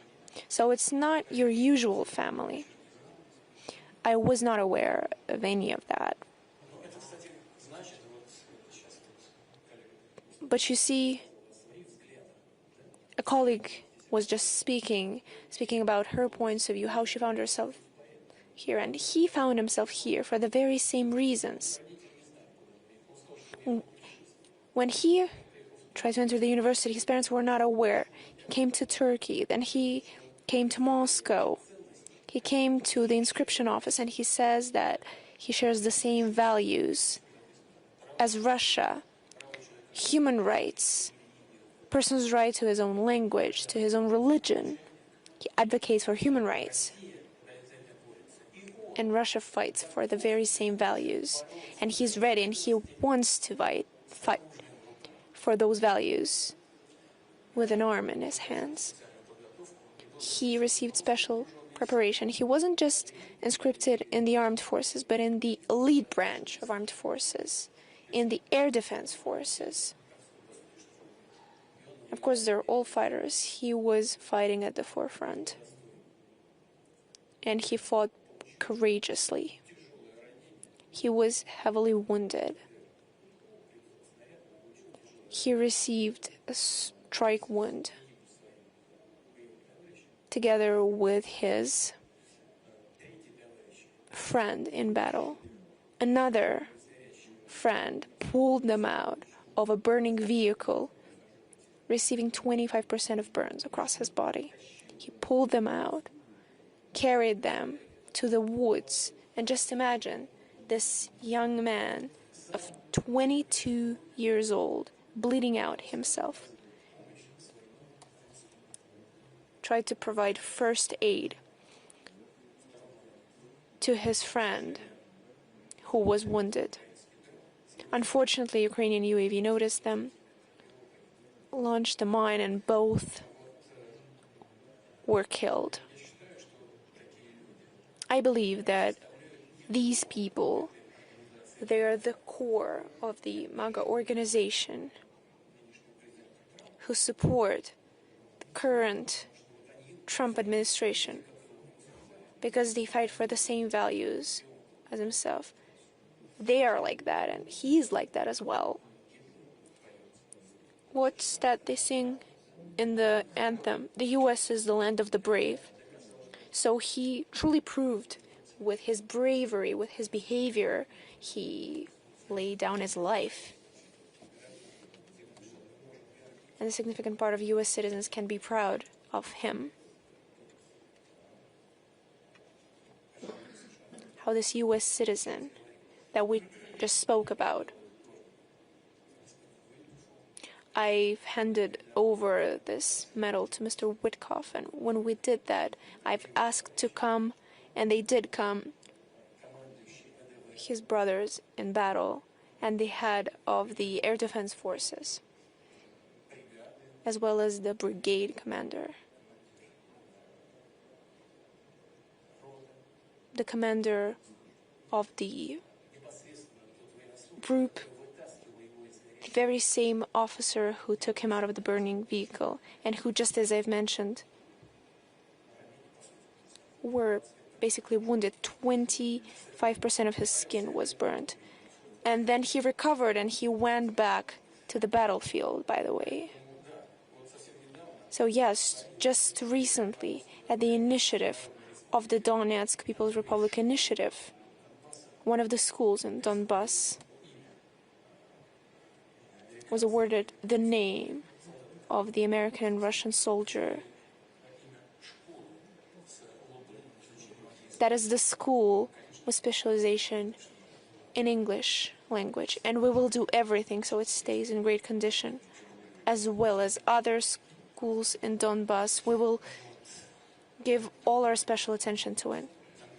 So that's the kind of person we are talking about. His family and the country who supports his points of view can be proud of him. Anton Khlopkov. And overall,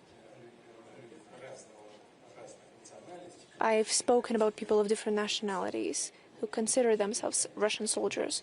Despite being American, he was a Russian soldier. If I may, let's continue the American topic. You mentioned the attempts to kick Russia out of the global markets, the global system. In recent weeks, we hear all those calls from Washington to China, to India, to other countries, and they're putting pressure on them so that those countries would abandon the idea of purchasing Russian raw materials, energy resources. At the same time, you were saying how important it was to get united, and about the experience of interaction between Russia and the US, and how we need to restore full-scale relations. Necessity to restore full-scale relations between Russia and the US. And this week, to the surprise of many analysts and observers who daily deal with nuclear energy, there was this stats published according to which Russia is the largest supplier of enriched uranium for the nuclear fuel in the US. Considering the current format and level of bilateral Russia-US political relations, what's your assessment of the prospects of interaction between Russia and the US in this field in terms of supplying enriched uranium and in nuclear energy in general? Thank you.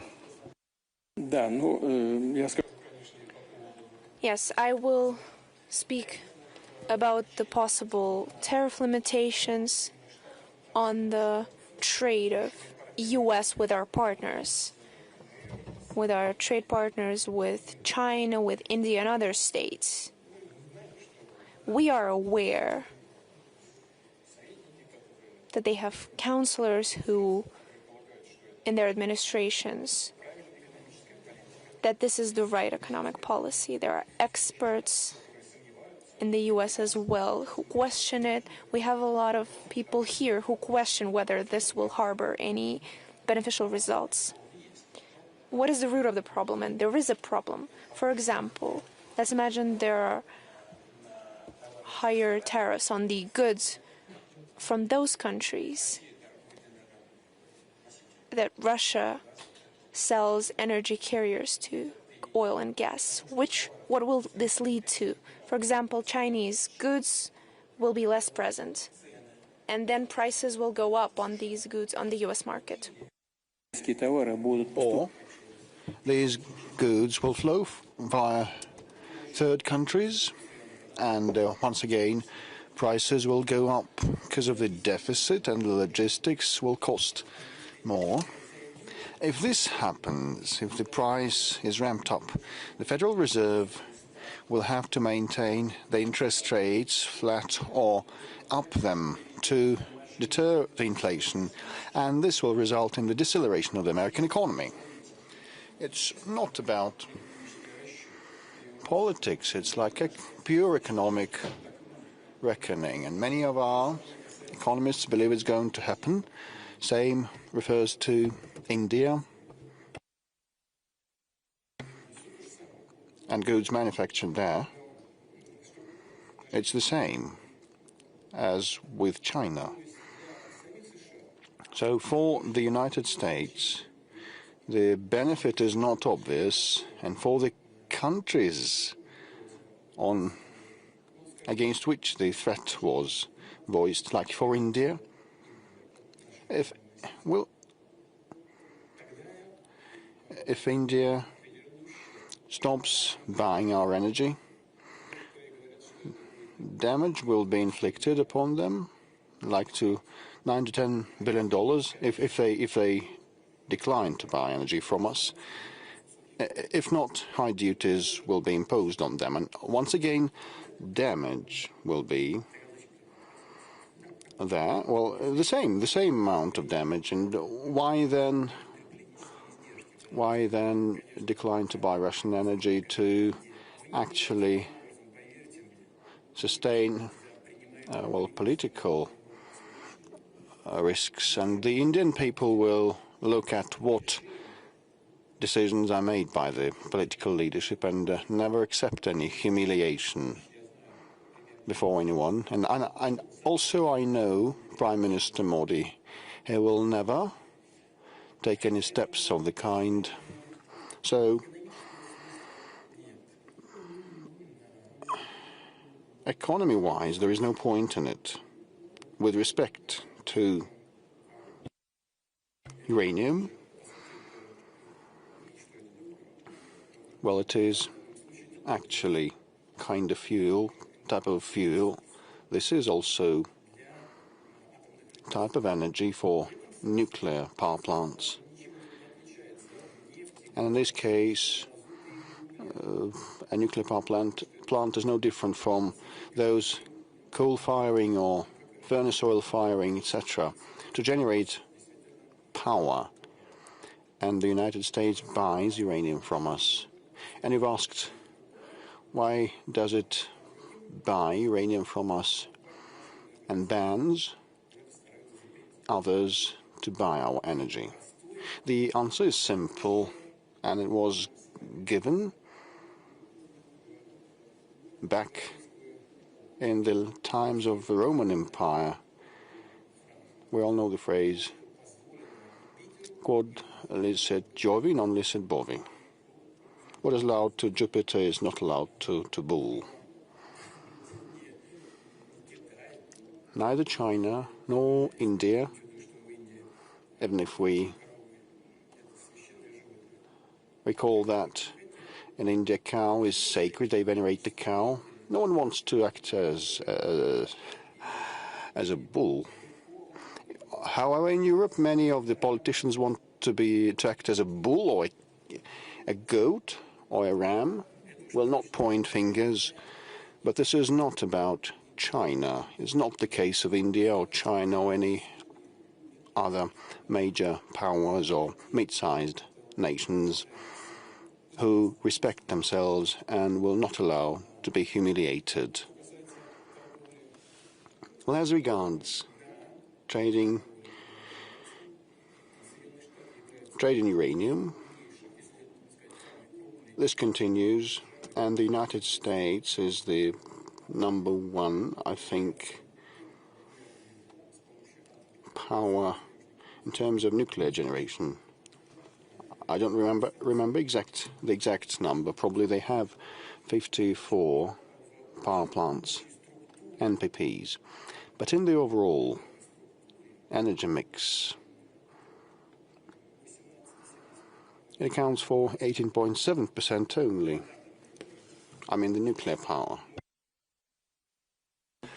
We produce and generate less. We have fewer units, but in our energy mix it's also 18.5%, roughly the same proportion. But in the United States they have a well-developed nuclear power sector, and it requires a lot of fuel. We are not number one supplier. You said we're the biggest supplier. No, this is not true. The biggest supplier is an American-European company, I forget its name, supplying 60% of nuclear fuel to the American market. And Russia is number two, supplying around 25% of uranium.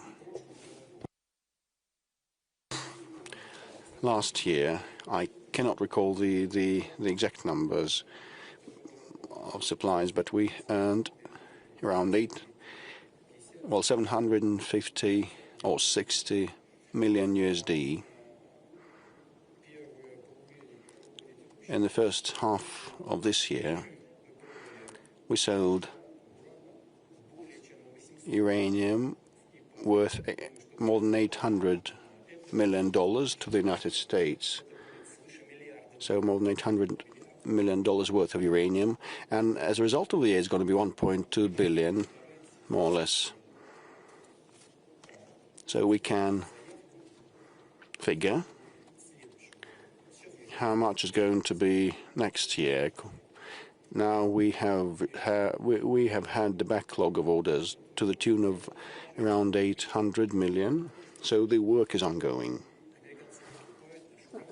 And, well, they do that because, it's the cost-effective option for them, and they're right in doing so, and we are ready to be a reliable supplier. I took note that for the next Valdai Discussion Club, we need a session dedicated to livestock, about rams, sheep. This is a very important matter. Yes, don't hesitate. Don't doubt that. If we step aside from the irony, probably you have caught the irony. But if we speak about the energy trade, the refusal to buy Russian gas in Europe has resulted in the growth of price, and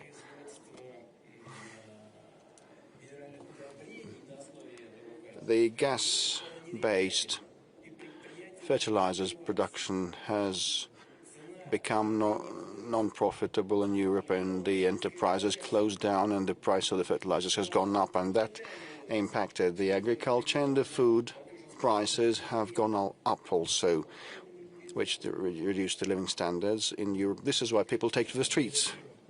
Mr. Putin, and let live alone the nuclear topic. And over the last week, a lot has been written about the situation in Zaporizhzhia nuclear power plant, that there is a threat of a major failure that would actually damage all the regions nearby. What is going on there? Well, all the things that have been happening keep happening. The Ukrainian militants try to impact the surroundings of the NPP. Thank goodness they haven't got the nerve to impact the station itself. There were some strikes against the training center. Several days ago, just shortly before Grossi came to visit us, there was an artillery strike impacting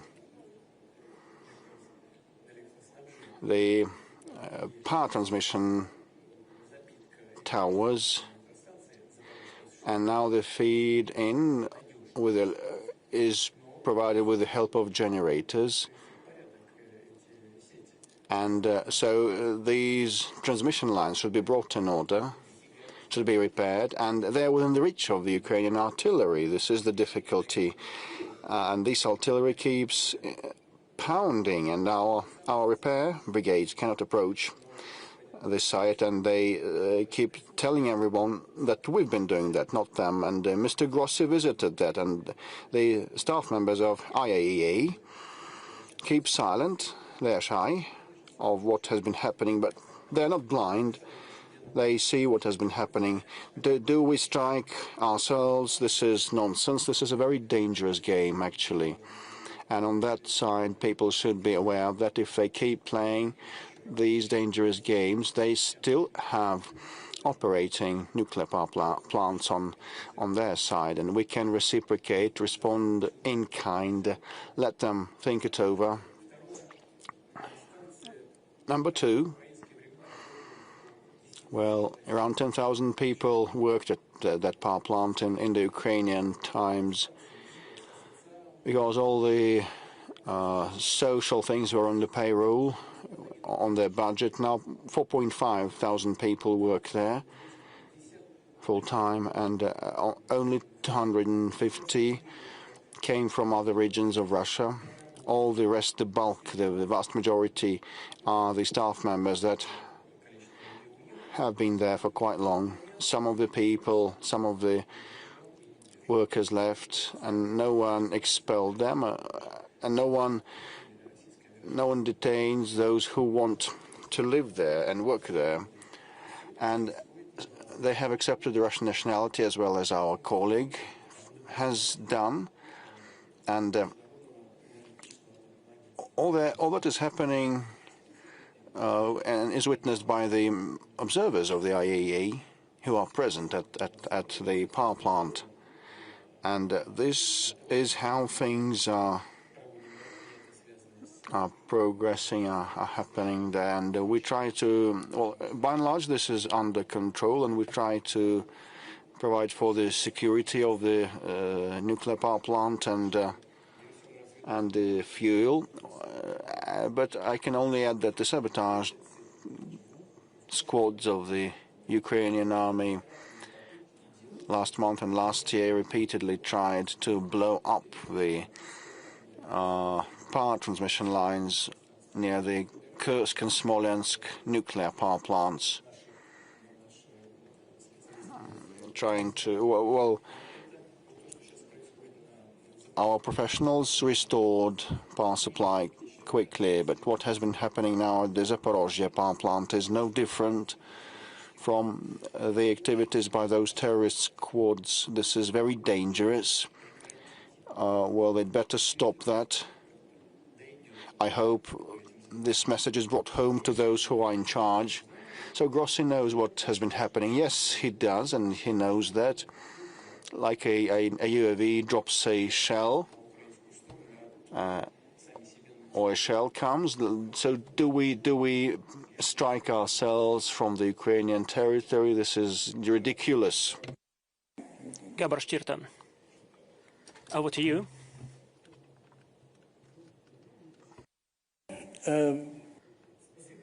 Thank you so much, Mr. Putin. Thank you for sharing with us your Russian view and your personal view about the world, about the future world order and the current world order. I'm from Hungary, from the country that today very often is being said a black sheep of Europe.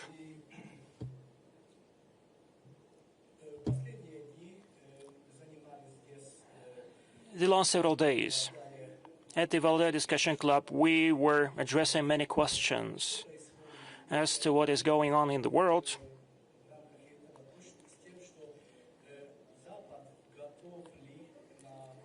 We discussed it whether the West is prepared for such a rearrangement or restructuring, and what place it can take in the nascent world order. And by the way, we were speaking about the deplorable state of the European Union or Europe. I think, and many in Hungary share that point of view, and they ask what would happen to the European Union, because it is not clear whether the EU would stay, would remain, or will it collapse. Its future is not clear. Many believe that the last nails into the coffin of the EU would be driven by the integration of Ukraine. What do you think? Do you share that point of view that the EU now is in deep crisis? What is your attitude towards that situation? And speaking about whether Ukraine is going to accede to the European Union, recently you said that Russia is not against that. Many do not understand that. I understand that once Ukraine is accepted as a member of the EU, then the EU would become weaker, and a weak EU is beneficial for many. But if Europe is too weak, it would pose a risk, it would pose a threat for the Eurasian space. Second, the EU lately looks very much like NATO. If we look at how we treat the Ukrainian crisis, it becomes very clear. My point is that so the European Union fist in that fight would be Ukraine, it would be its ram, and once it becomes the member of the European Union, it would threaten Russia. What is your take on that? Well, first of all, the European Union originally, since the founders and the Commonwealth of Coal and Steel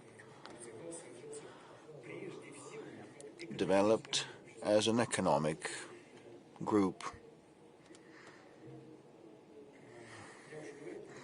I said publicly already, but I will indulge in recalling once again that in 1993,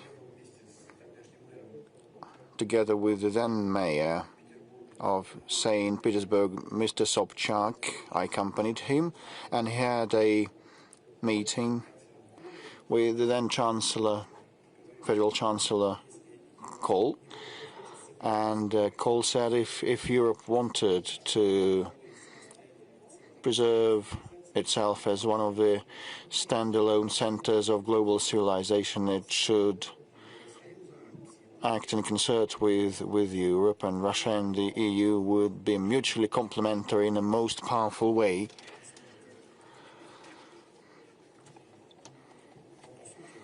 Well, actually, we actually both built on the traditional values, and back then they were respected in Europe. They held in high esteem in Europe, and with respect to today, just it's my general assessment. I have already made myself clear, and I have recalled Pushkin. Well, anyway, this is a very powerful group or alliance with huge potential and with a huge capability. But, you know, it has been ebbing away and abating at the same time. It's not that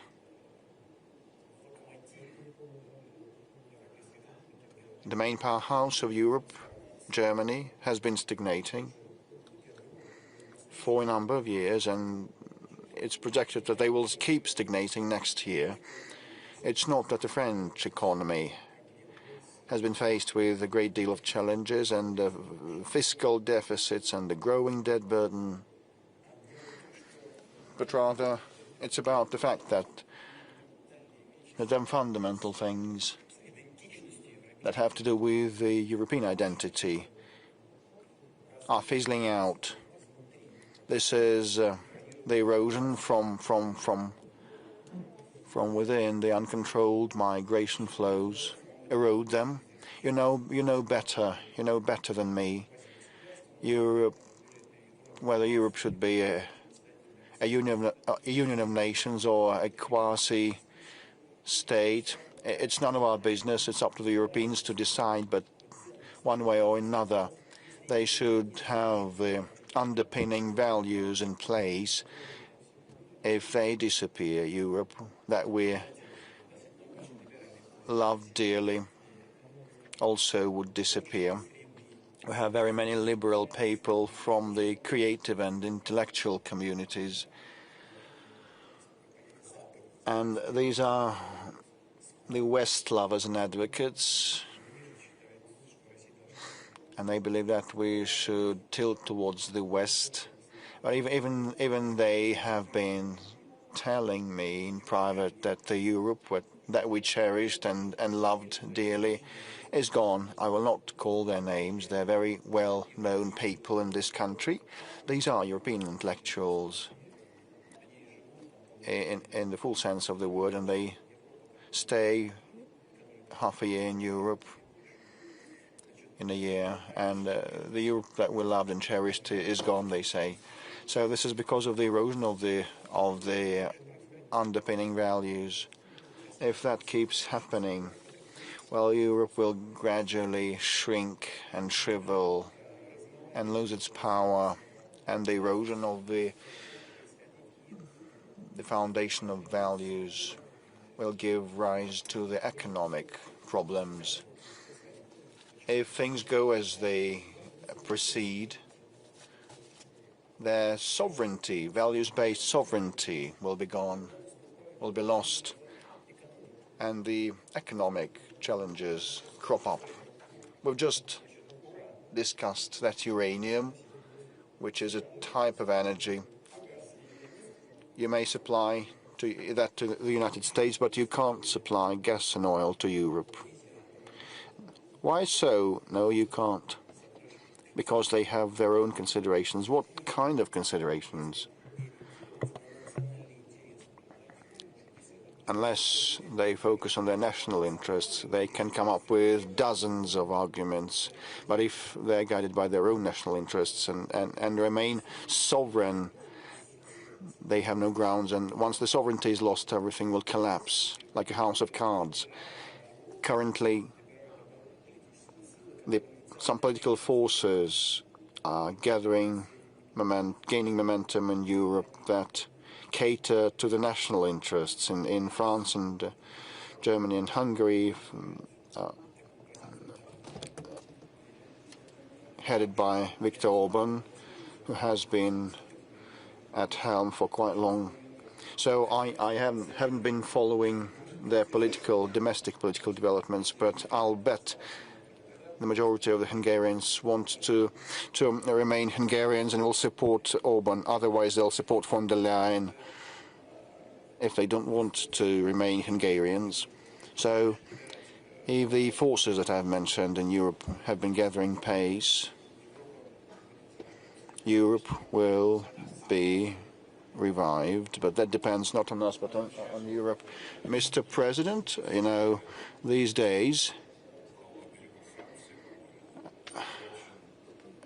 off the shores of France, an oil-filling tanker was seized. They have demonstrated their sovereignty. So sooner or later, that is related to Russia, although the flag is different. This is piracy, filibusterism. Well, the tanker has been seized in neutral waters without any grounds. Probably they were seeking some military cargoes like the UAVs or other items. It had none and couldn't have had. And the tanker sailed under a third country flag, and there was an international crew. I'm not sure whether that was related to Russia, but you know, this fact has happened. And what is that? And is that important for France? Well, it is, depending. Well, given the very, very difficult domestic political situation, and the French political leadership can, in no other way, distract the attention of the people from the challenges that are hard to resolve inside the Republic. So this is why they want to pass the buck and move the focus to the borderline and egg on different countries like Russia and provoke us so that we act actively and tell the French people, join me and close ranks around me. I'll lead you to victory like Napoleon. But actually, this is the gist of it. I believe you've been too kind towards the President of France. You know, I do it gladly. We have strictly working relationship, but what is happening right now is exactly as I've told you. I have no doubt. I know him well. Van Shauli.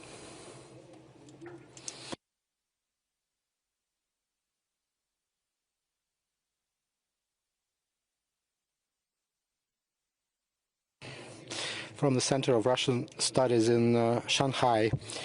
Mr. President, I'm really glad to see you once again.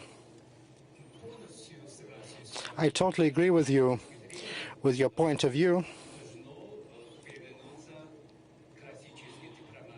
We need to get back to classical diplomatic approaches. It's time. But in recent month and a half, you successfully finished two important official visits.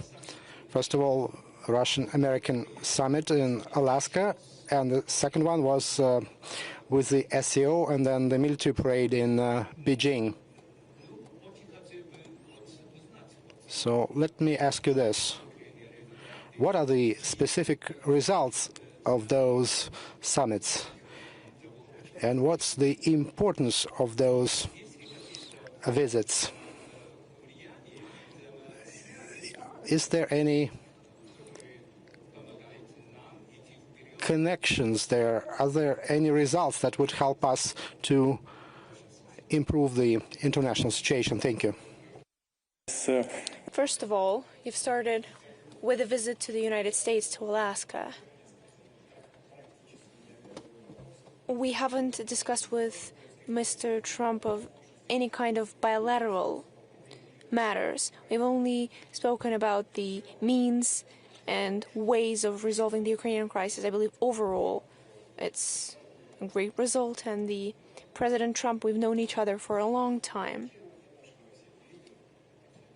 And of course he likes to speak, and everyone sees it. But it's also the kind of person who can truly listen, who can hear what you're saying. He responds to what you're saying. So he's quite a comfortable person to speak to. And us attempting to search and find possible ways of resolving the Ukrainian crisis is quite significant. And that was the first point.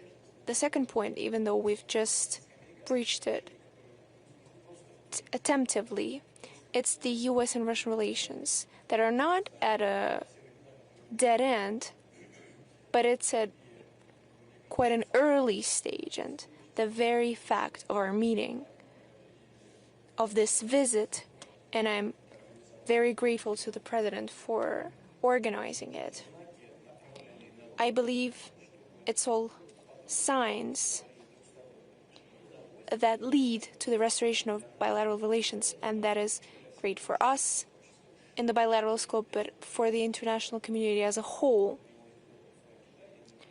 And now approaching my visit to China, when we've spoken with my friend, I believe that the President of China is my dear friend. We have established very friendly, trustworthy relations. He told me that himself, that we in China, and he didn't say that for the whole world to hear, he said that to me personally, that we welcome the reestablishment and restoration of U.S.-Russian relations, and we will try to assist it in any way possible. But of course, my visit to the Chinese People's Republic was wider in a scope, because together we've celebrated the end of the Second World War. The result of this joint fight of Russia and China. Russia, first of all, on the track of combating Nazism, and then, of course, together combating the Japanese militarism, have contributed significantly. I've also already mentioned it. Just look at the colossal sacrifices that Russia and China have made to the altar of this victory. And secondly, of course, on our side, as well as from China when he came to celebrate the 9th of May, we stay true to this spirit of allyship. So I believe, in this sense, the visit to China was of global, fundamental nature. And of course, this allowed us, on the sidelines of these events, to discuss the world situation, to compare our points of view on the development of bilateral relations in the humanitarian, cultural, educational areas. For next year and forward, we've decided to announce the years of education. And that speaks for the fact that we want to work. We work and we will continue to work with the youth. This is the future outlook. That is why this visit was so important. And some initiatives of the Chinese president on the global governance, they align with our ideas of Eurasian security, to compare our notes, because this was truly of global nature, not just bilateral nature. So I highly assess the results of that visit. And I believe this was another important step forward in the development of our relations. Mr. President, you are the first leader in the world who called Trump a comfortable person to talk to. You see, I speak from the heart. As I've already mentioned, of course he likes using big words and speaking point blank and just directly tackling the issue. But he's, as I've already mentioned, protecting his national interests as he sees fit. But sometimes it's easier to hear a direct approach, to understand, instead of ambiguous phrasings. And I'm not saying it just to pay a compliment. We've talked for an hour and a half. I've presented my position and he listened attentively. He did not interrupt me. Then I listened to him very closely. We've changed our opinions. These are very complex issues. I will not go into detail because we don't do that. But he said that this will be complicated. Yes, of course. Obviously, we started to go into certain details. We have discussed them. There was a discussion. There was a discussion. I believe you should do this, you should do that, take off your hat. No. There was none of that. Of course, it is important that this leads to a logical conclusion, that there are definite results, but it is a complicated process. And I say that constantly, that it's important to reach a balance of interests, to reach a consensus. It is difficult. But if we approach this, and if we reach those results during the discussion, then these are truly tremendous agreements, and we can hope that they're long-lasting. Did you tell him anything about the history of Ukraine? No, that's not funny. I've spoken about this with my other American colleagues. We've truly discussed of possible ways of resolution. We've been quite frank. We've spoken honestly. It's hard to predict what will come out of it. But we will continue. We're ready to continue this discussion. Whose idea was it to meet in Alaska? Does it really matter? The important thing is that we did meet. But we were comfortable in Alaska. You see, they still have Orthodox presence there. They have Orthodox churches.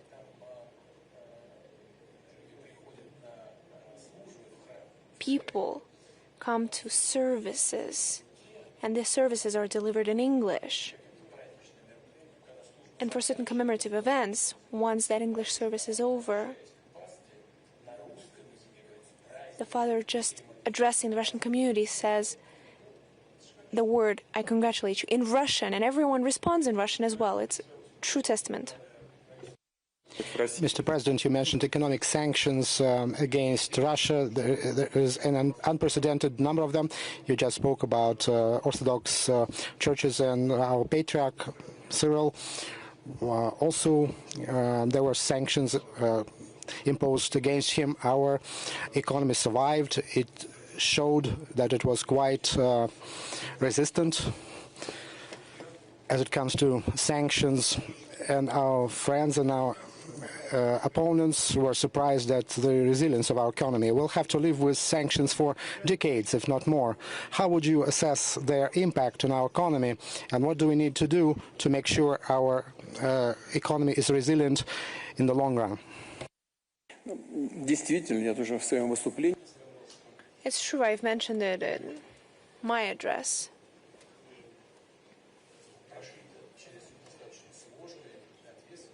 That our path hasn't been an easy way.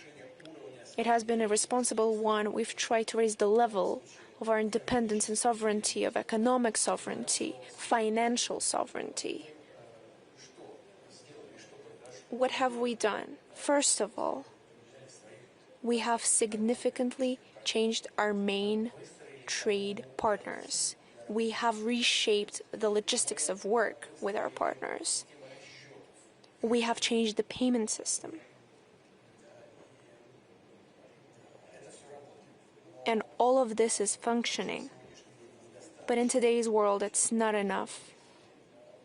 We have to pay more attention to solving other issues, and first and foremost is the further diversification of our economy. It has to be modernized. It has to use more high technology. We have to restructurize the work market, how to pay all of these workers. We have to use more high technology. We have to raise the effectiveness of that work. And it means that higher salaries paid to higher qualified personnel, but we also have paid more attention to those who earn less, because people who earn less, who earn more, they spend more money on domestic products, which means the growth for our local markets. Of course, we can reinforce our financial system. And here it's important to achieve two results. First of all, we need to continue reinforcing our macroeconomic stability, lowering the inflation. But at the same time, we need to preserve the positive speed of economic growth. We've achieved 4.3%, which is much larger than international figures. But at the end of last year, we've said that in order to defeat the inflation, we have to unfortunately sacrifice the record-setting growth rate, which is why the central bank lowered the key rate, which affects the economy. We will conduct the events that have to do with the forced freezing of the economy, but we will sacrifice this growth in order to restore the macroeconomic figures so that the economy stays healthy as a whole. So there are a lot of government-made decisions about the taxation, about the added value, and it's important not to allow for the shade economy to take over. So these are the key goals in short term. Those are just fundamental points. As for our economy, our relatively small external debt and relatively low budget deficit. This year it was 2.6. Next year we plan for 1.6.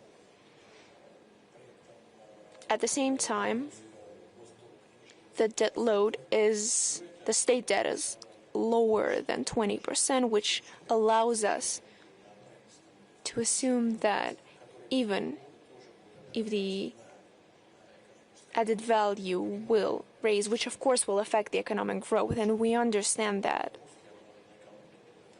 because all the taxation affects the economy, but this will also allow us to find a better balance for the central bank when it comes to dealing with economic issues with key rate, but also for the government when it comes to expenditure budget, when they set their own parameters, creating conditions for further development. So all of this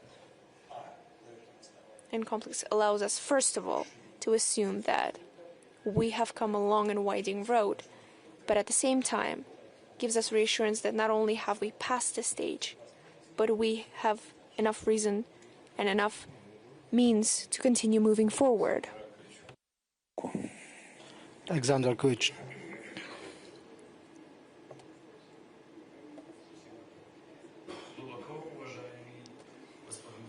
Mr. President, my name is Alexander Akovic. I'm a historian from Serbia, Belgrade. And my question is as follows.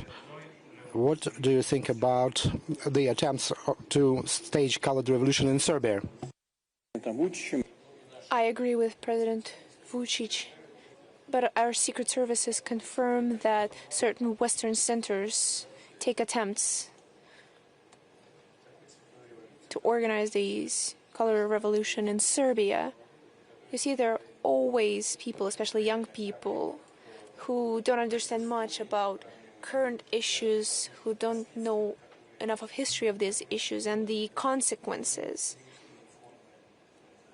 that the illegitimate forms of shift of power lead to, especially the color revolution. What did the color revolution in Ukraine lead to? I believe everyone understands that. These revolutions are unconstitutional, illegitimate seizure of power. to speak frankly. Usually it doesn't lead to anything good. Usually it's easier to stay true to the law, to the Constitution. As for the effect on the youth, it's usually the easiest ways to affect the minds of the youth, which is why I've spoken about our young girls and young guys who use the Russian symbols when they wear them in public, when they're carrying that with pride. This is the basis of the self-identity and the protection from the external pressure. And the youth in Serbia,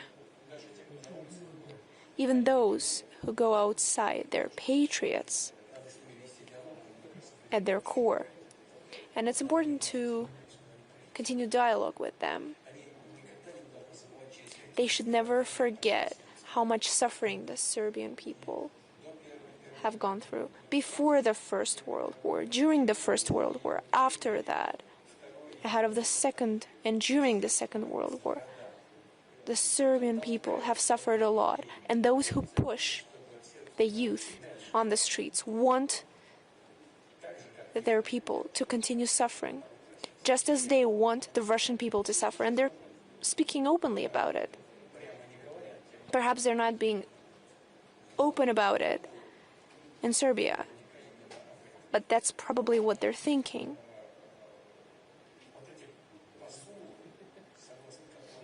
So all these messages that you will go forward, you will dethrone someone, and they say that everything will be okay. Nobody ever says what kind of okay that is. How will it be? What the price for that will be.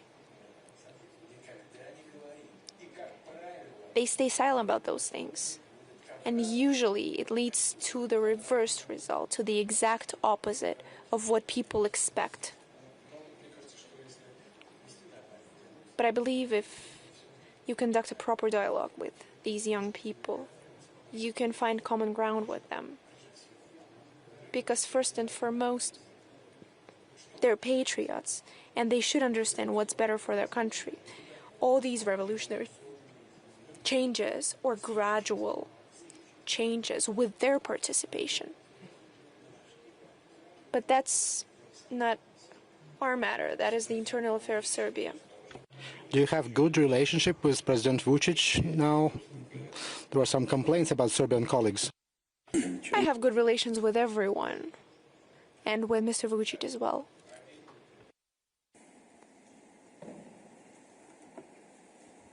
Здравствуйте, Владимир Владимирович. Меня зовут Адиль Калкин. Mr. Putin, my name is Adil Kilkenov. I'm a doctoral student of the Beijing University of Language and Culture. Let me go back to your visit to China. There's this big news now that China introduced a visa-free regime for the Russian citizens, and you can see that in Beijing. How do you assess this measure? Is Russia ready for the reciprocal measure for Chinese citizens to come to Russia? As for our responsive steps, I've already mentioned this in Beijing. We will mirror these steps. Just recently I've spoken with our Minister of Foreign Affairs, who said, we've already done it. No, just let me check back on that. So you see, bureaucracy works the same way in every country. So if we haven't done it yet, we will be sure to do it. The announcement on the visa-free entry of Russian citizens into the territory of the Chinese People's Republic was unexpected. It was the initiative of the Chinese president. As for the consequences, I believe they will be nothing but positive, because the basis of interstate relations is created first and foremost on the human level, and the number of people who will visit China with different purposes, for tourism purposes, for scientific research, for educational purposes, will far exceed that we're witnessing today. And of course, the same will be in return. First of all, it will apply to tourists who will take a look at Chinese life, and vice versa, Chinese tourists who will get acquainted with life in Russia. I believe these are things of fundamental value. We always welcome them, and we will continue to assist on that track. General Sharma, over here, please. Mr. President, we are keenly looking forward to your visit to India in December. And my question is, what would be the strategic focus of your visit to India? How will it result into deepening the bilateral relations and also collaboration regionally and internationally? Отношения с Индией у нас. Our relations with India are of special nature ever since the Soviet Union and since the days where the Indian people fought for their independence. India knows, remembers, appreciates that. And we appreciate the fact that India never forgets that. And so our relations are developing. I believe we will celebrate 15 years since our announcement of the specialized, strategic, privileged partnership. And India and Russia never had any issues of interstate nature, any differences. Prime Minister Modi is a very reasonable, wise leader. He's very oriented in the interests of his nation, and everyone in India knows that. So now our priority is to build effective, mutually beneficial trade ties. Trade turnover with India is $63 billion US. So 1.5 billion people live in India, and in Belarus there are 10. And with Belarus we have $50 billion US and 63 with India. I believe this doesn't align with our potential, with our capabilities. So we have to resolve a number of matters so that we can unblock our full potential. And first and foremost, we have to deal with the logistics. Second of all, we need to deal with the financing, with the payments. And there is room for work, and there are opportunities for that.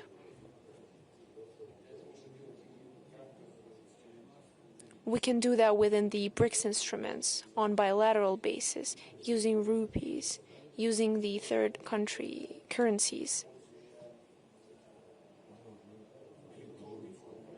using the electronic payment means. These are the things that need to be discussed. We have a trade disbalance with India. We are aware of it. We recognize it. And together with our Indian friends and partners, we're thinking of ways to perfect this trade turnover. Just recently, I gave another order to the government, to the co-president of the Intergovernmental Commission, Mr. Manturov, so that together with his colleagues, he could think of the ways to develop these trade and economic ties. And so now the Russian government is working on it and will continue to put forward subsequent steps to our Indian colleagues. As for political relations, our contacts on the international stage, we usually convert our actions, align them, and we always hear our position, the position of our friends, take it into account, and our ministries of foreign affairs are working closely. And the same applies to the humanitarian area. Here in Russia, we have a lot of students. We love Indian cinema. I've already spoken about it. It's probably the only country in the world that other than India, we have a separate channel that streams Indian movies days and nights.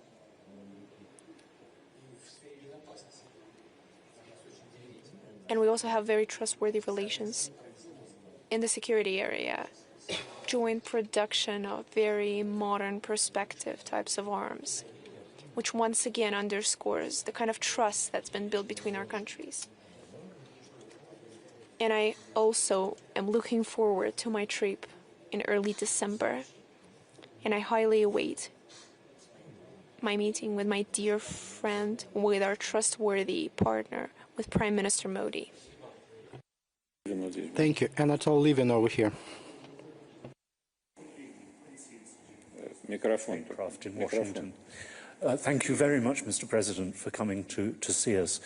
Recently, there has been public discussion in the West of two serious potential escalations.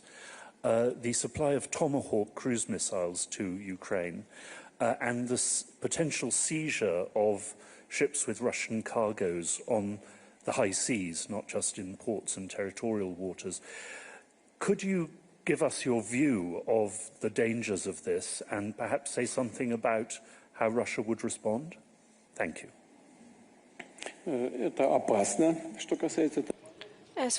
It's dangerous. As for the Tomahawks, it's a powerful arm. Perhaps not the most modernized, but it's powerful.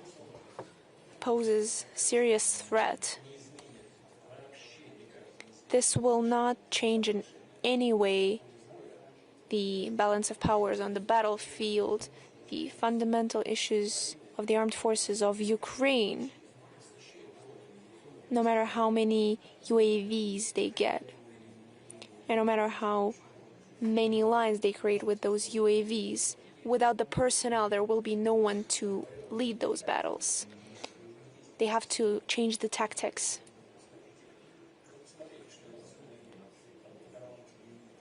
Just look at what they're showing on the TV screens about how our troops are moving. 2-3 people, but they're moving. RAP is working, so they'll continue step by step to move forward. Yes, of course there has been damage, but the Russian air defense systems have adjusted, have started striking them down. Can Tomahawks inflict damage? Yes, but we will continue to strike them down. We will continue to perfect our systems. Will this pose damage to our relations? Where we see light at the end of the tunnel, of course. Of course. Using Tomahawks without direct involvement of the US officers is impossible. Which means a brand new stage of escalation, even in the relations between Russia and the US. As for the seizure of ships, that's not good. That's piracy. What do we do with pirates? They have to be destroyed. There is no other way to deal with them. But it doesn't mean that overnight a war will start in the world ocean. But the risk of clash and confrontation will arise. At the example of the French Republic, I believe that is what will happen, that is what's happening. This mudding of waters and this stirring up of the situation and this continuing of rising level of escalation is nothing but an attempt to distract the attention of their citizens from the growing issues inside those countries. And that is what they're attempting to do. They are awaiting a response from our side. It immediately changes the track of political attention. SOS, we're being attacked. Who is attacking us? Russia. Everyone should stand strong together in order to unite against this common enemy. That is their common goal. And the citizens of those countries should be aware that that is the goal. They want to lead them astray, trying to avert them away from protests, especially on the streets. But at the same time, to suppress their civic activity and to stay in power. But the citizens of these countries should understand that this is a high-risk game. They're being pushed on the path of escalation as well as large-scale armed conflicts. I wouldn't do it. Mr. Putin, you are setting Europe as an example as actually using the external threats for the internal consolidation. But in the United States, quite recently, we saw some high-profile assassination that has been perceived as an internal conflict aimed to polarize the society. Do they need the external threat in order to address that problem? Well, you know, this is a disgusting thing, and moreover, it was done just in the open air, almost a live show, and it was totally disgusting and totally. I'd like to render my condolences to the family of Mr. Kirk and his next of kin, and certainly we sympathize with him. Moreover, he was defending those traditional values, and by the way, the ones that Michael Gloss came to defend with arms in his hands, and he sacrificed his life for that, and he sacrificed his life here in a fight for the traditional values. As a Russian soldier, and Kirk gave his life there in the United States, but fighting for the same values. What is the difference? There is almost no difference. And by the way, the proponents of Kirk in the United States should know that here in Russia we have Americans who are fighting and who are ready to sacrifice their lives for that. But sadly, this is a sign, what has happened, this is a sign of a deep rift in the society, of a chasm in the United States. And there is no need to escalate the situation from outside, because the political leadership of the country tries to set it straight in the domestic policy, and don't want to comment on that. This is not our business, but I think that the United States is going this way, although what you have said and what our colleague raised the question about the new high-precision long-range missiles. This is another way to distract the attention from the domestic problems. But at least what I see, still the United States leadership, the US administration actually is more inclined to pursue a different policy, focusing more on achieving national development goals the way they understand it. Thank you so much. Glenn Dissent.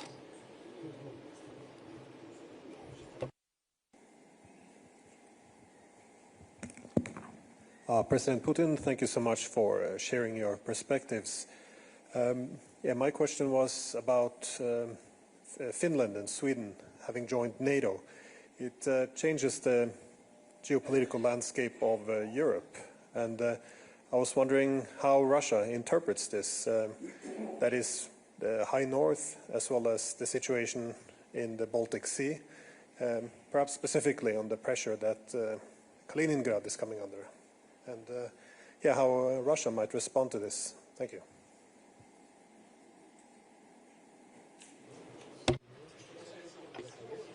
As for the fleet, I've already mentioned that this could lead to conflict. I would not like to go into details and to give food to those who await our radical discussion.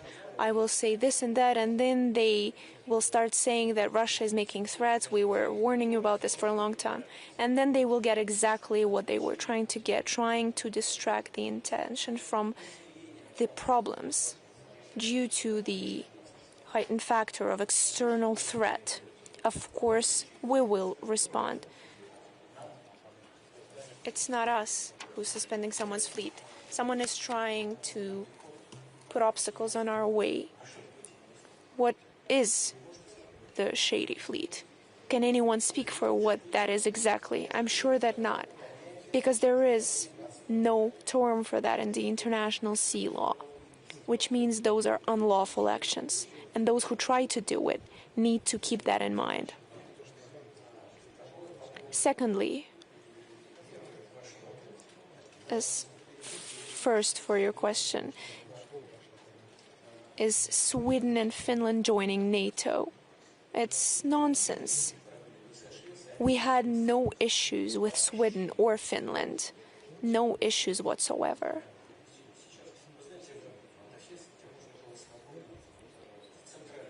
In Helsinki, you could pay in rubles in any store. People would go into the store and use rubles to pay. In the border regions, they had signs in Russian. They were employing people to work in hotels and shopping malls, people who spoke Russian, because there were a lot of tourists. A lot of our citizens bought houses there. And perhaps some of these countries got a suspicion, or they were afraid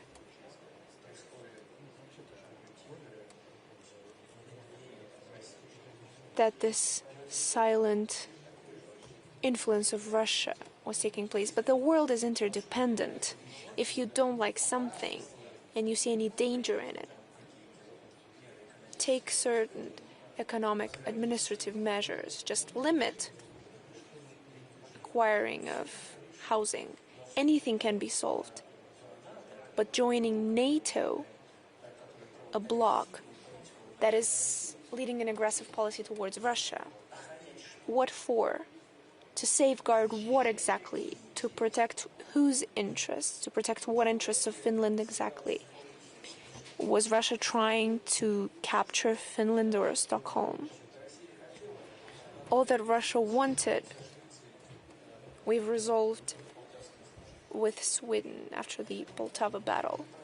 That happened a long time ago. We had no more standing issues.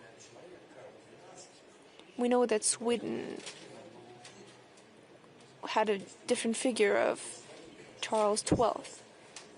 And perhaps he was killed by his own people because he was trying to involve Turkey in another war with Russia. But that was long ago, centuries ago. What kind of issues did we have with Finland? There were no issues. Everything was resolved. All the agreements were signed following the Second World War. So what was the purpose?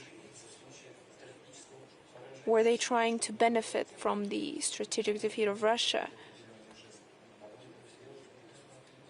I could show a gesture, but I won't do it in the presence of ladies.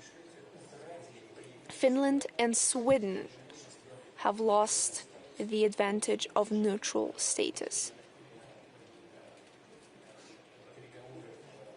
These negotiations on the possible resolution of Ukrainian crisis, Helsinki Act, why did it right? Why was it called? Because it used to be a neutral country. It was a comfortable spot for meetup. And now who exactly will go to Helsinki? Mr. Stubb. Donald has that. He is good at golf. Okay, that's nice, but it's not enough.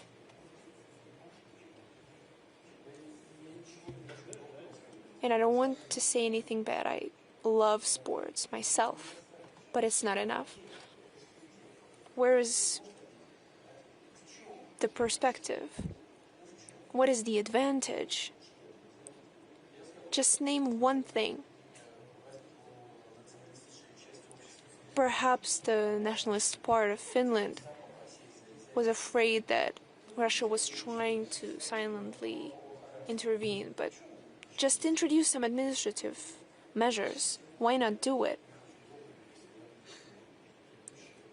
I've always had good friendly relations with former leaders. They've come here, we've discussed any kind of issues, the transport movement. It was comfortable. But you see, apparently Russia is conducting aggressive politics. It attacked Ukraine. How about the fact that a coup d'etat took place in Ukraine? Did you not take that into account? What about since 2014 they've been killing children in Donbass? Is that okay? That tanks and airplanes were used against the civilians in those cities. Everything was documented. Is that acceptable? They just didn't want to analyze that. All they wanted to do was join the clique that wants to profit off of Russia's sake. Former president, when we spoke on the phone, we had friendly relations, we played hockey together numerous times. He said, Norway's in NATO and nothing is happening to them. Well, yes, nothing good is happening to them. We've negotiated with them on the sea matters, normal relations, but now the border between Russia and NATO is growing bigger. We had no armed forces in that part of Russia, but now there will be. Now we have to create separate military areas. Finland said we will not allow the emergence of arms that is dangerous to Russia, especially nuclear arms. Who the hell knows? Who exactly will ask the Finns for their opinion when making those decisions? I don't want to offend anyone, but I know how those decisions is made. Just leave it be, and what will this lead? Did you hit the hole? Now you will respond for that. So let's station the complexes over there. They will be responsible for this and that. What is the point? Now they're mentioning our aircrafts not using transponder over the Baltic Sea. I have noticed when I visited Helsinki that NATO airplanes never used transponders. And then the Finnish president said, well, let's agree that everyone should use them. Russia agrees. What was the NATO country's response? We will not abide by those rules.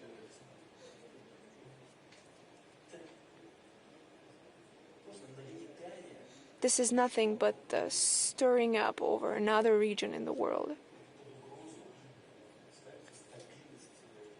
And they're threatening the very stability, the military strategic stability in those regions. If there's anything dangerous then we will also station something dangerous there. But what for? Who exactly will benefit from it? Will Finnish security or Swedish security benefit from it? Not at all. So of course we will continue working. If they want to restore relations, we have no objections. But the situation has changed. There is a residue. Mr. Putin, why are you sending so many drones to Denmark? Don't do that. I promise I won't do it anymore. Not to Denmark, not to France, not to Copenhagen. Where else are they flying? Lisbon.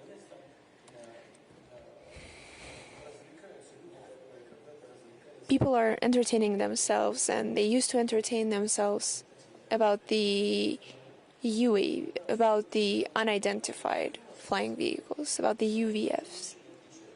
And they have a lot of weirdos. We can watch them every day and they can try and catch them. But if we speak seriously, we don't have UAVs that could reach Lisbon. We have long-range ones.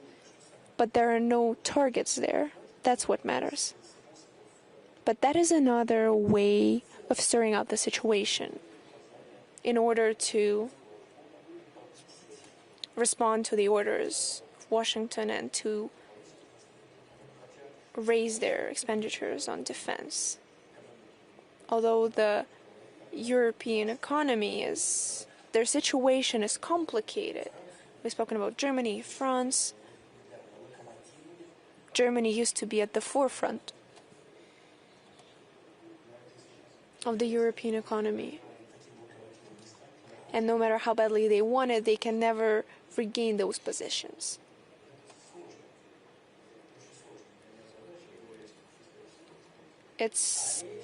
In short term, it's very complicated, and other countries are losing their positions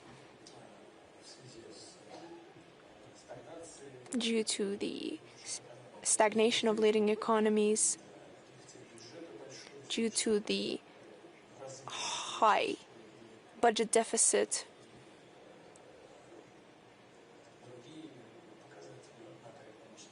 and other macroeconomic figures.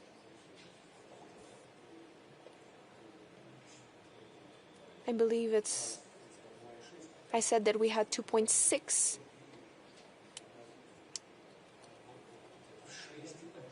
Theirs is 4 or 6 times.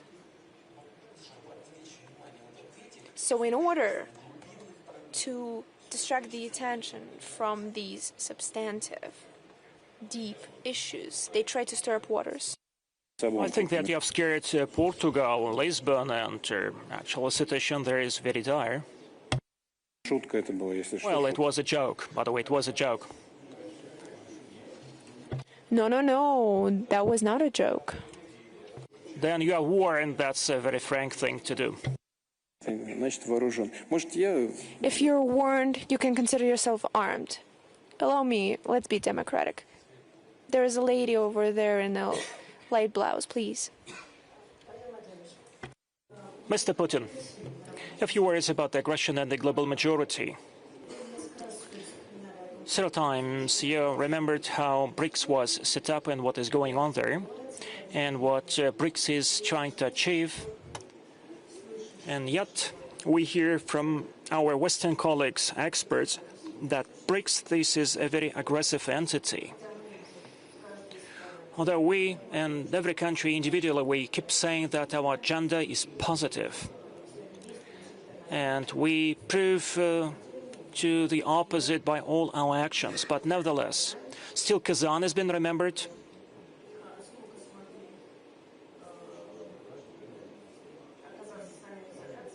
And this shows actually that our European colleagues are isolated, while speaking that this is Russia which is isolated. There are lots of initiatives.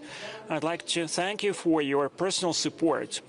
Last year we launched the Council of BRICS, and that was a great endeavor. How to make sure that BRICS doesn't lose the momentum, that it increases in the size, and we have many more partners joining BRICS. How to make sure that BRICS justifies the hopes of the global majority. Thank you so much. That's a rhetorical question.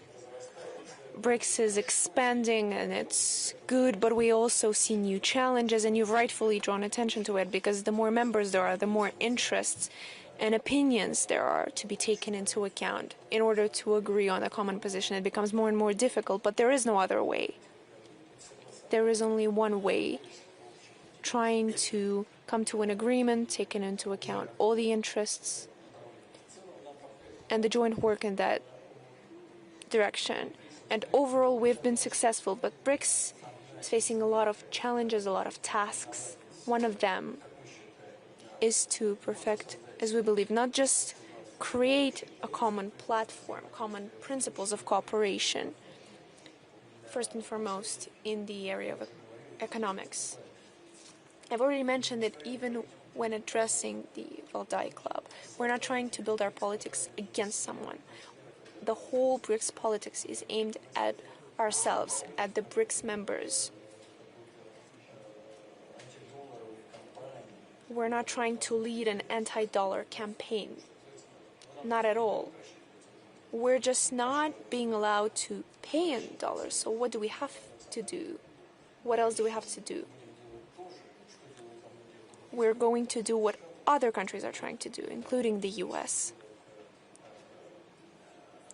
Trying to allow for an expansion of electronic commerce, electronic payments.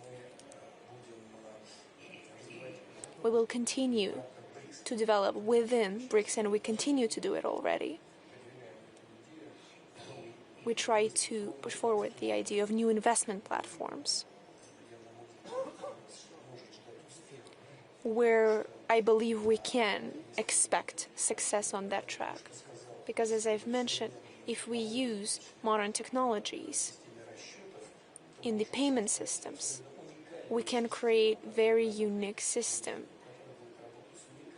that would operate with minimal risks and with practically no inflation. So we can plan the projects that would be mutually beneficial for all the members of the process. But first and foremost, to those where these projects are implemented, and first and foremost, we would like to do it on the fast-growing markets of Africa, South Asia, and they will grow very fast. And their growth rates are already fast, and they will only pick up the pace as of today. If we look at the world GDP, BRICS represents 40% of the world GDP.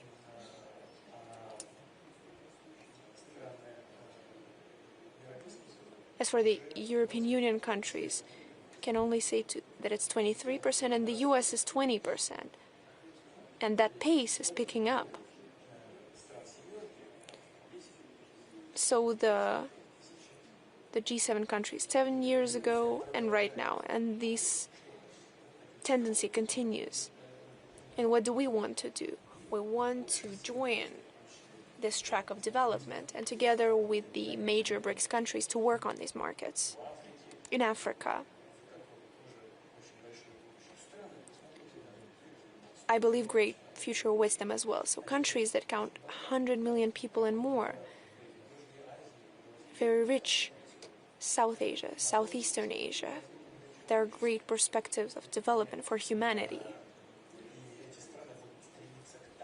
And their countries will strive for the general level of life of these citizens continues to grow, trying to reach that of the states where it's already high today.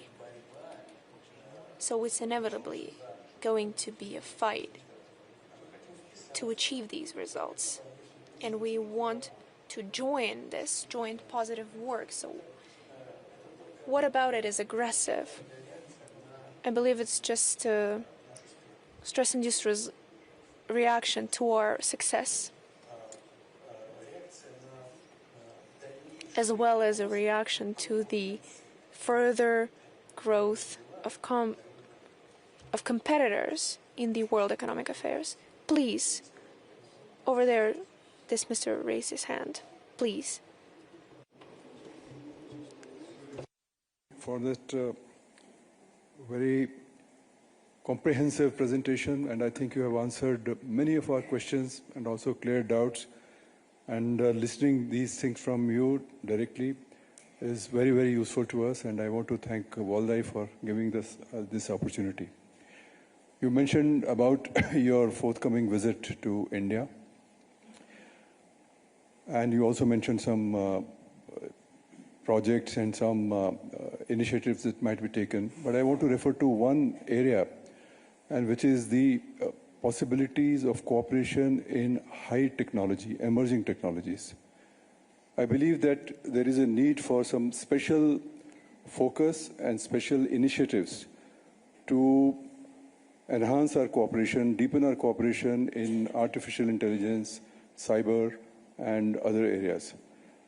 So would you be thinking of some special steps, like, for instance, setting up a India-Russia technology fund to promote such cooperation? Because unless there is a impetus at the highest levels, these cooperation will take some time. So that is my first question. My second question is that you have also today also spoken about civilization and culture and its importance. In earlier meetings also here you have emphasized this. If you could kindly elaborate, what is the role of civilization and culture in contemporary international politics? Do you see civilizations as bringing cooperation among civilizations possible and bringing stability? Or do you see there are possibilities of clash of civilizations also, as has been predicted by some other scholars some years ago? Thank you very much.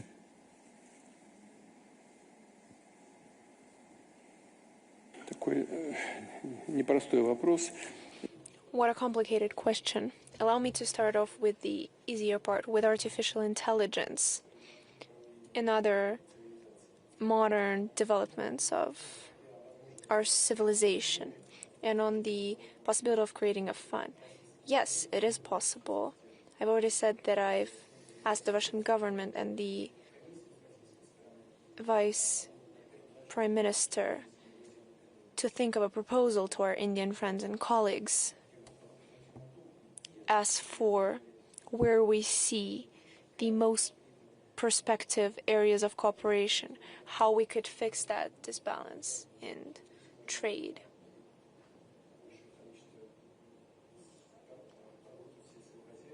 We could acquire more agriculture products, medical products, and more could be done on our side. As for the fund and our cooperation with Indian friends, there are certain specifications which stem from the fact that the Indian economy is the private economy, and it's developing on the basis of private initiatives. And more often you have to deal not with the state, but directly with the companies. And the state, just like over here, simply regulates these relations. Of course, we need to try on the state level to create conditions for the positive development of relations between the participants of this economic activity, while also working with companies. But the idea in itself is a good one in order to join efforts in the key areas of development, including in the area of developing and using artificial intelligence. We have certain workings that we can pride ourselves for. We have companies that are showing great results. And here, joining our efforts is especially important and is looking very promising. Thank you so much for the idea. So, the kind of task that I set for the government, I will also readjust it a little bit. As for the civilization, the clash of civilizations. As for the ideas of certain specialists towards that, overall, I know of them. I believe that there is an American research specialist who specializes in the issues of the future civilizations, that ideological differences take a step back, and instead, to the surface, there are substantial, fundamental bases of the civilization. And the contradictions that used to exist between the states on the ideological basis, they could now be of civilizational nature. So it's no longer a clash of ideology or a clash of states on the ideological basis, but a clash and confrontation of states due to the civilizational specifications. If you can read, you take a look at it, you read what's been written, there is a certain point to it, but recently I also try to analyze what I've read. So allow me to share my thoughts on the matter. In my opinion, these ideological positions that in the former decades were at the forefront. It was a veil.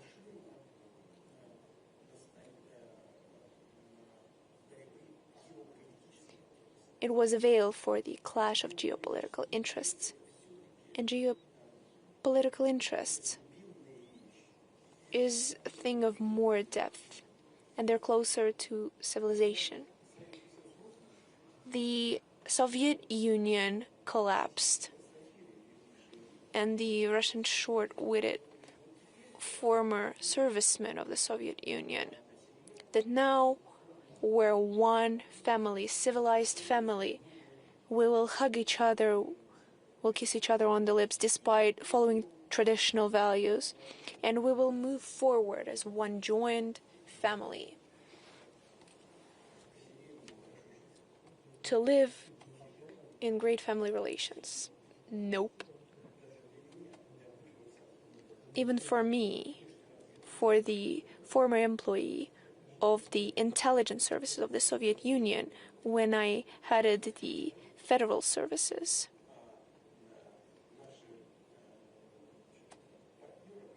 our partners, as I used to say, support separatism, support terrorists and Al-Qaeda in northern Caucasus.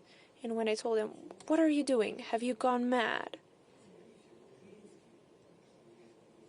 This is all our people.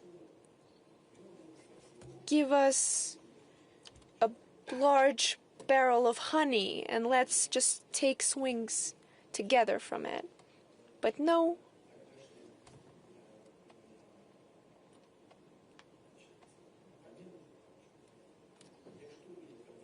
They were our so-called rivalries. I was the future director, and back in the day, George Bush introduced me to the secret papers in the presence of the CIA director, and he said, "Mr. President, you've taken note of these documents, top secret. Please sign here. This is how it works here." Okay, I signed for those documents. So while I was at the head of the federal services,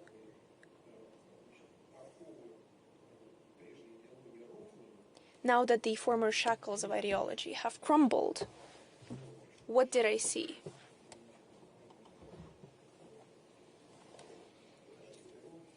But the CIA is working over there in the northern Caucasus and beyond, who have agents even among radicals, supplying them with financial support, supplying political support, giving them arms, transporting them in their helicopters. Even me, as a former employee of the secret services of the Soviet Union, even I, who have climbed up so high in the ranks, I was taken aback. That was the geopolitical struggle. They had no care in the world for ideological clashes. But we need to push down the remnants of the Soviet Union, its smallest part, and to do what Dzerzhinsky said, to crack it down in at least 4 parts. And some large world states that plans were harbored towards them, perhaps these plans are still being harbored. So what exactly does that mean? That the ideological opinions, according to these author, don't remember his name, he's quite an intelligent man, but they were nothing but a veil. But at the basis of those clashes are geopolitical or civilizational contradictions. Will there be further clashes? Struggle of interests takes place all the time on the international stage. The issue is whether we can shape our practical work in such a way, and I've already mentioned it, so that we can find consensus between one another, to find the balance of interests. We have great respect for ancient cultures and civilizations, to Indian civilization, Buddhists, the Chinese civilization, the Arab civilization. Russian civilization is not as ancient as the Chinese, Indian, or Arab, but it's also more than 1,000 years old, so we also have our own experience.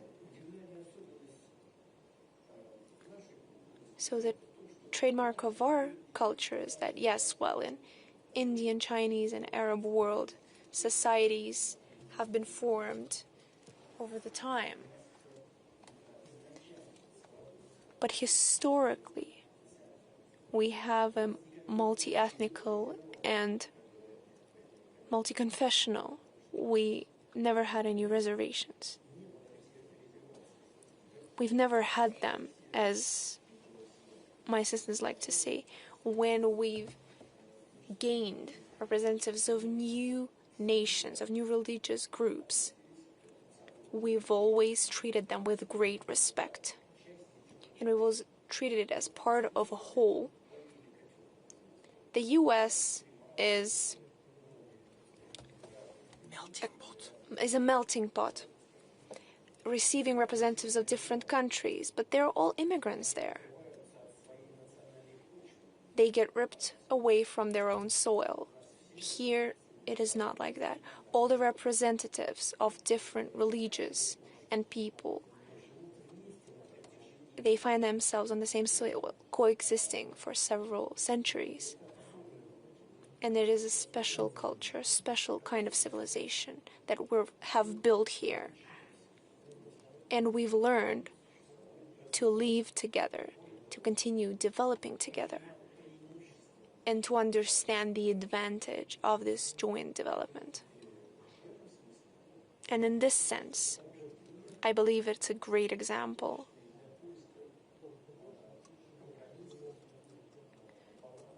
to find compromises and trying to establish balance between other civilizations as well. So yes, of course, contradictions may arise, they're inevitable. But if we stand strong and follow the path that Russia followed while trying to form a united nation, then we can always find a way out of any problems. Oh, so we're working for 3.5 hours. Probably we have to wrap up. I'm afraid the audience might hate me. We were on this side. Let's move over to this side, please.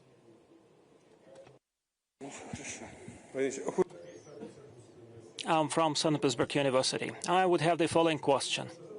Some time ago, you made a very important initiative to prolong for 1 year the New START treaty with the United States. And in the West, that initiative is being silenced. And probably I'm overly optimistic, but let us hope that the common sense would prevail and that treaty would be prolonged, would be extended 1 year, and your initiative would be adopted. But what's next? Will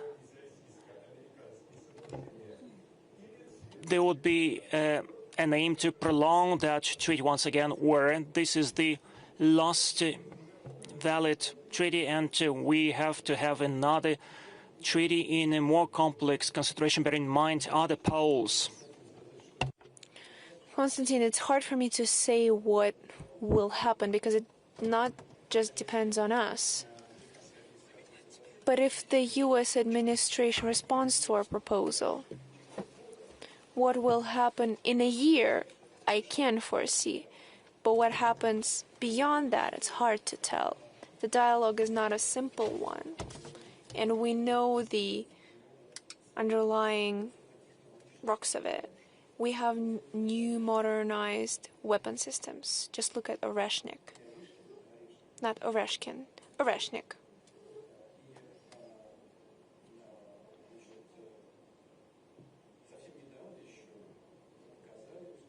Just quite recently, we've shown that these types of arms are not strategic, but apparently certain U.S. experts are saying, No, this is a strategic kind of arms.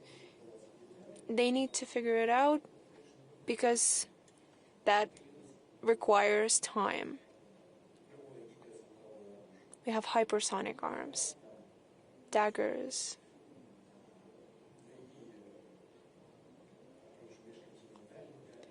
And the intercontinental range arms avant-garde. We could get new systems. We haven't forgotten anything from what we've planned. The work goes on. There will be results. That is the first part. The second part is the tactic nuclear arms. They mentioned strategic, but the tactical, it's a lot more powerful than what the US dropped on Japan, on Hiroshima and Nagasaki. This is a lot more powerful. It's tactical. Of course, there are still underlying issues here. We're not placing it anywhere aside from Belarus. But the US are all over the world, in Europe and Turkey. But we have more of it. So this has to be figured out. There are a lot of things left to figure out. If we know that there are people in the US who say that they don't need any kind of governance, neither do we. Overall, we're okay. We are sure of our nuclear shield. We know what we need to do tomorrow and after that. But there is also an international aspect. Please convince China to join the system of the limitation of strategic arms. Whoever wants China to join it, please feel free to negotiate with them. If we need to involve China in it,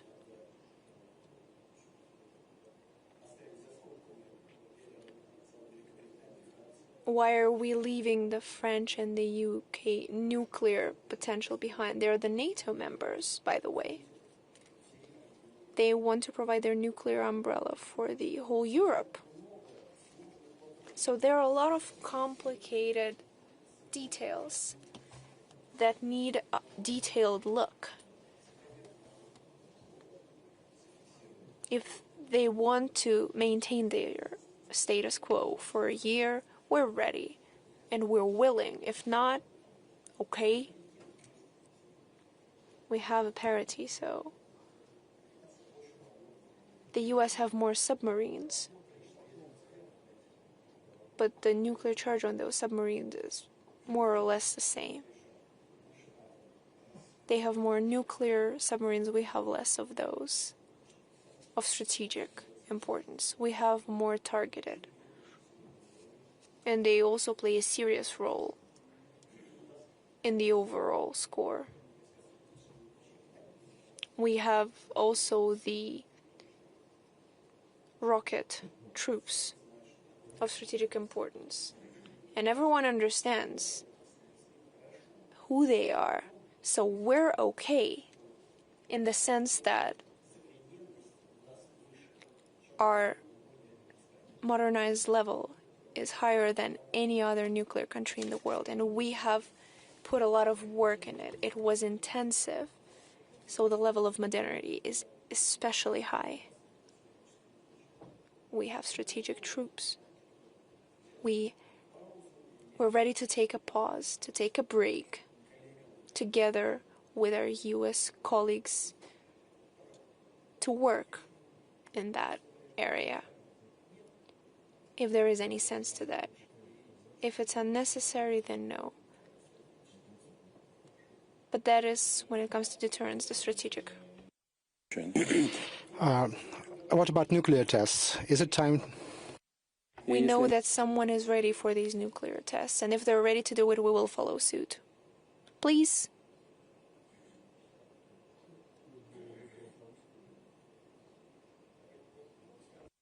As the gentleman stood up, he can ask the question. Mr. President, I'm from China Institute for Innovation and Development Strategy. We're the organizer of Understanding China Conference. It's one of the leading platforms for international exchanges in China, with the blessing of President Xi, of course. We're now collaborating with the Valdai Club to promote the mutual understanding of China and Russia, which we believe is a matter of extreme importance. And China-Russia relationship is at its all-time high, thanks to the personal efforts of Your Excellency and President Xi. And we believe it's equally important to further consolidate the foundation at people-to-people level. So with Valdai Club, we're going to organize some events in the annual meeting of Understand China this year. So, President, can you give us some advice on what we can do so that we can do a better job? And secondly, can you say a few words to the audience of the Understanding China Conference about the understanding of understanding of Russia? You have numerous friends in China, and they would love to hear your voice. But China is a big country. There are more people who need to have a better understanding of Russia. So a personal message from you would be of great help. Well, like not as a great leader, state leader, but as a brother to your Chinese sisters and brothers. Thank you.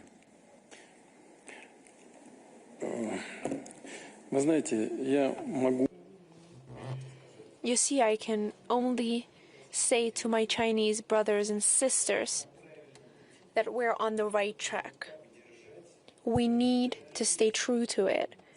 We need to cherish the relations that we have built between us and do everything in our power, no matter where we are, no matter how high in power we are, or maybe we're just working on the factories, cinema or in theater or in a higher educational establishment, to reinforce this cooperation.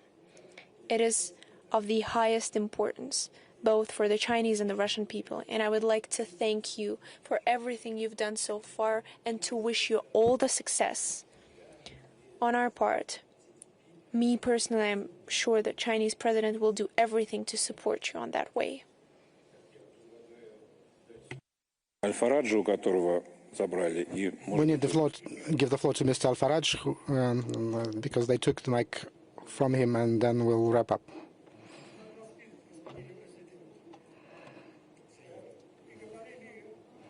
I'm glad to see you, Mr. President.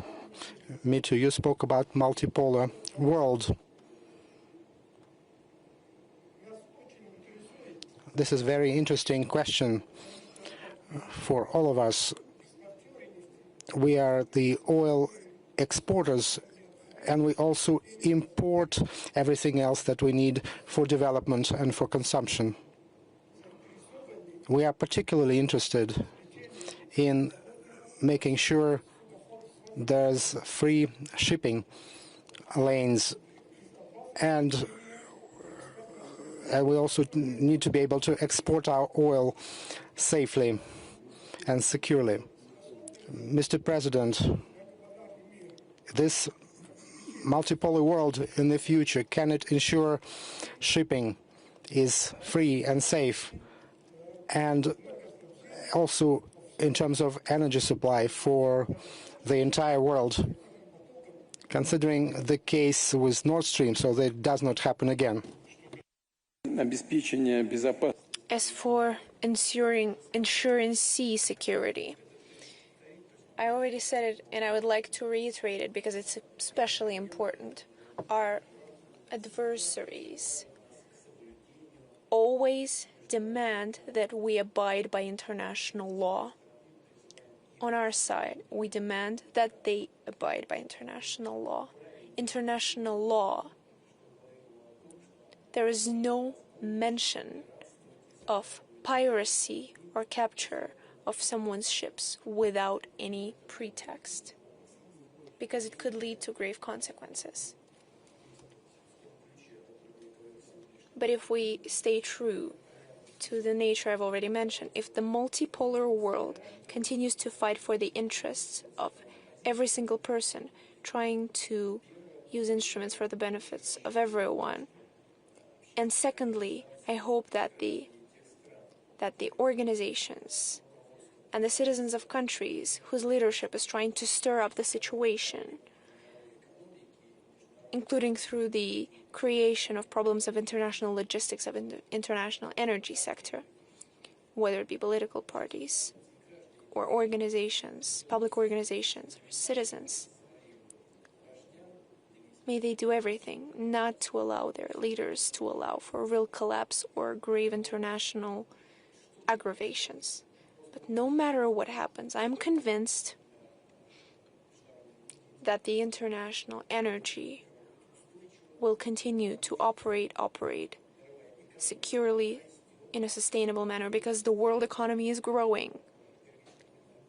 The demand for first-order energy carriers, which is true for uranium, for energy stations, this is true for oil, gas. This demand will continue to grow. So there is no way out. International markets will continue to consume these energy carriers. Today we've spoken about uranium for the nuclear stations, but as for oil transportations, for oil excavation, today the most oil is found in the US, then Saudi Arabia and Russia. But it's impossible to imagine that the volume of Russian oil will preserve the stable situation in the world energy sector and the world economy. This will never happen. Why? Because even in your worst nightmare, no matter how impossible it is, but if we just imagine for a second that we push out the Russian producers, Russian traders, who supply significant amount of oil on the world market, if this were to happen, the prices would skyrocket immediately, beyond hundreds of dollars. Is this truly working for the benefits of the economies of the countries who,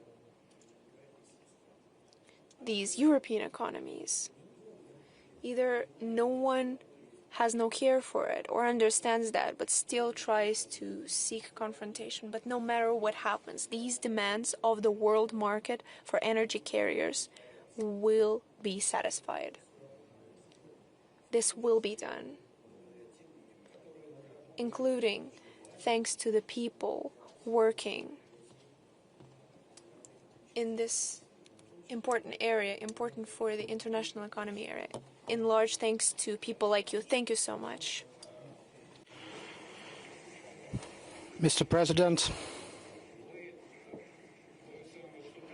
in your introductory remarks, you mentioned one very important thing when you...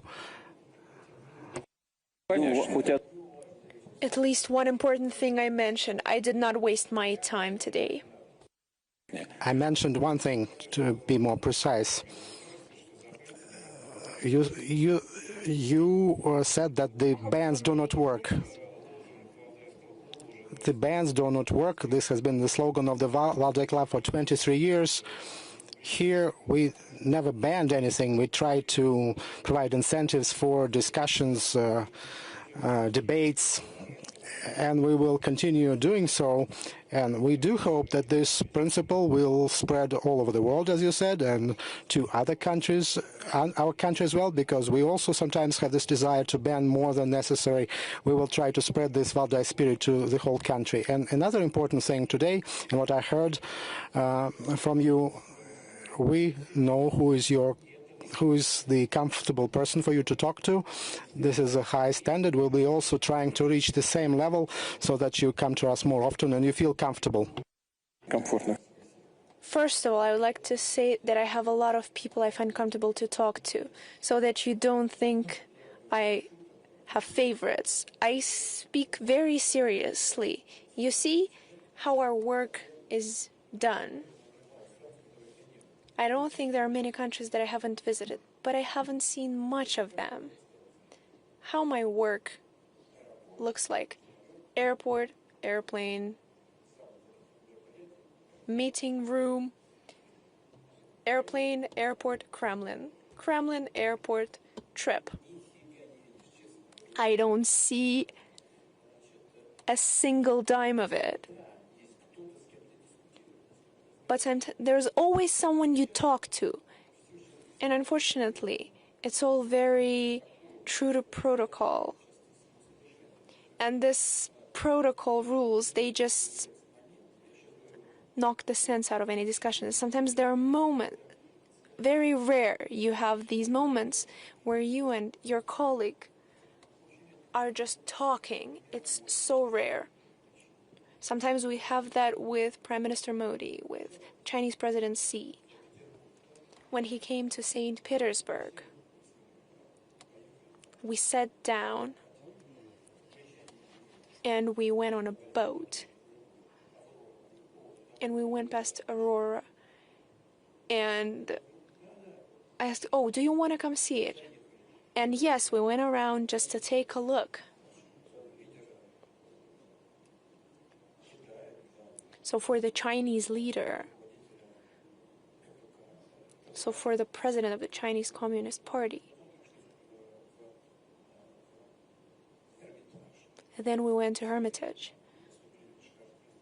where we saw the performance of our artists. And this was true open human communication, but it's such a rare occurrence.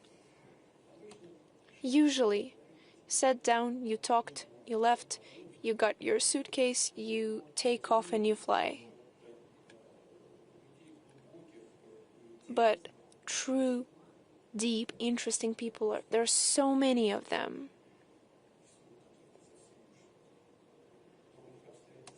But due to truly unfortunate circumstances, they don't always find themselves in the position of power. So these are people who have struggled a lot, who have gone through a lot of tests. I now have an upcoming visit to Tajikistan, where the Commonwealth of Independent States are meeting.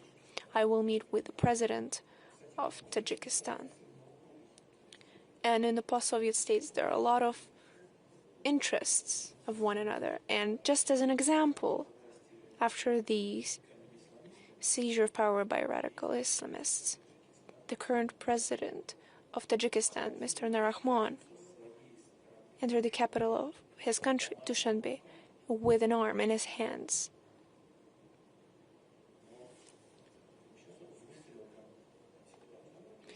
And now he has changed the situation. Of course, it's not easy. All of this to say that all of these people are so interesting to talk to, and of course, I hope that this community of people you can truly sit down and talk to will continue to expand, to grow. And there will be new ways of coming to agreements on the key issues of world development and world agenda. And the intellectual elite gathered here today will continue to assist us. Thank you so much. Thank you very much indeed.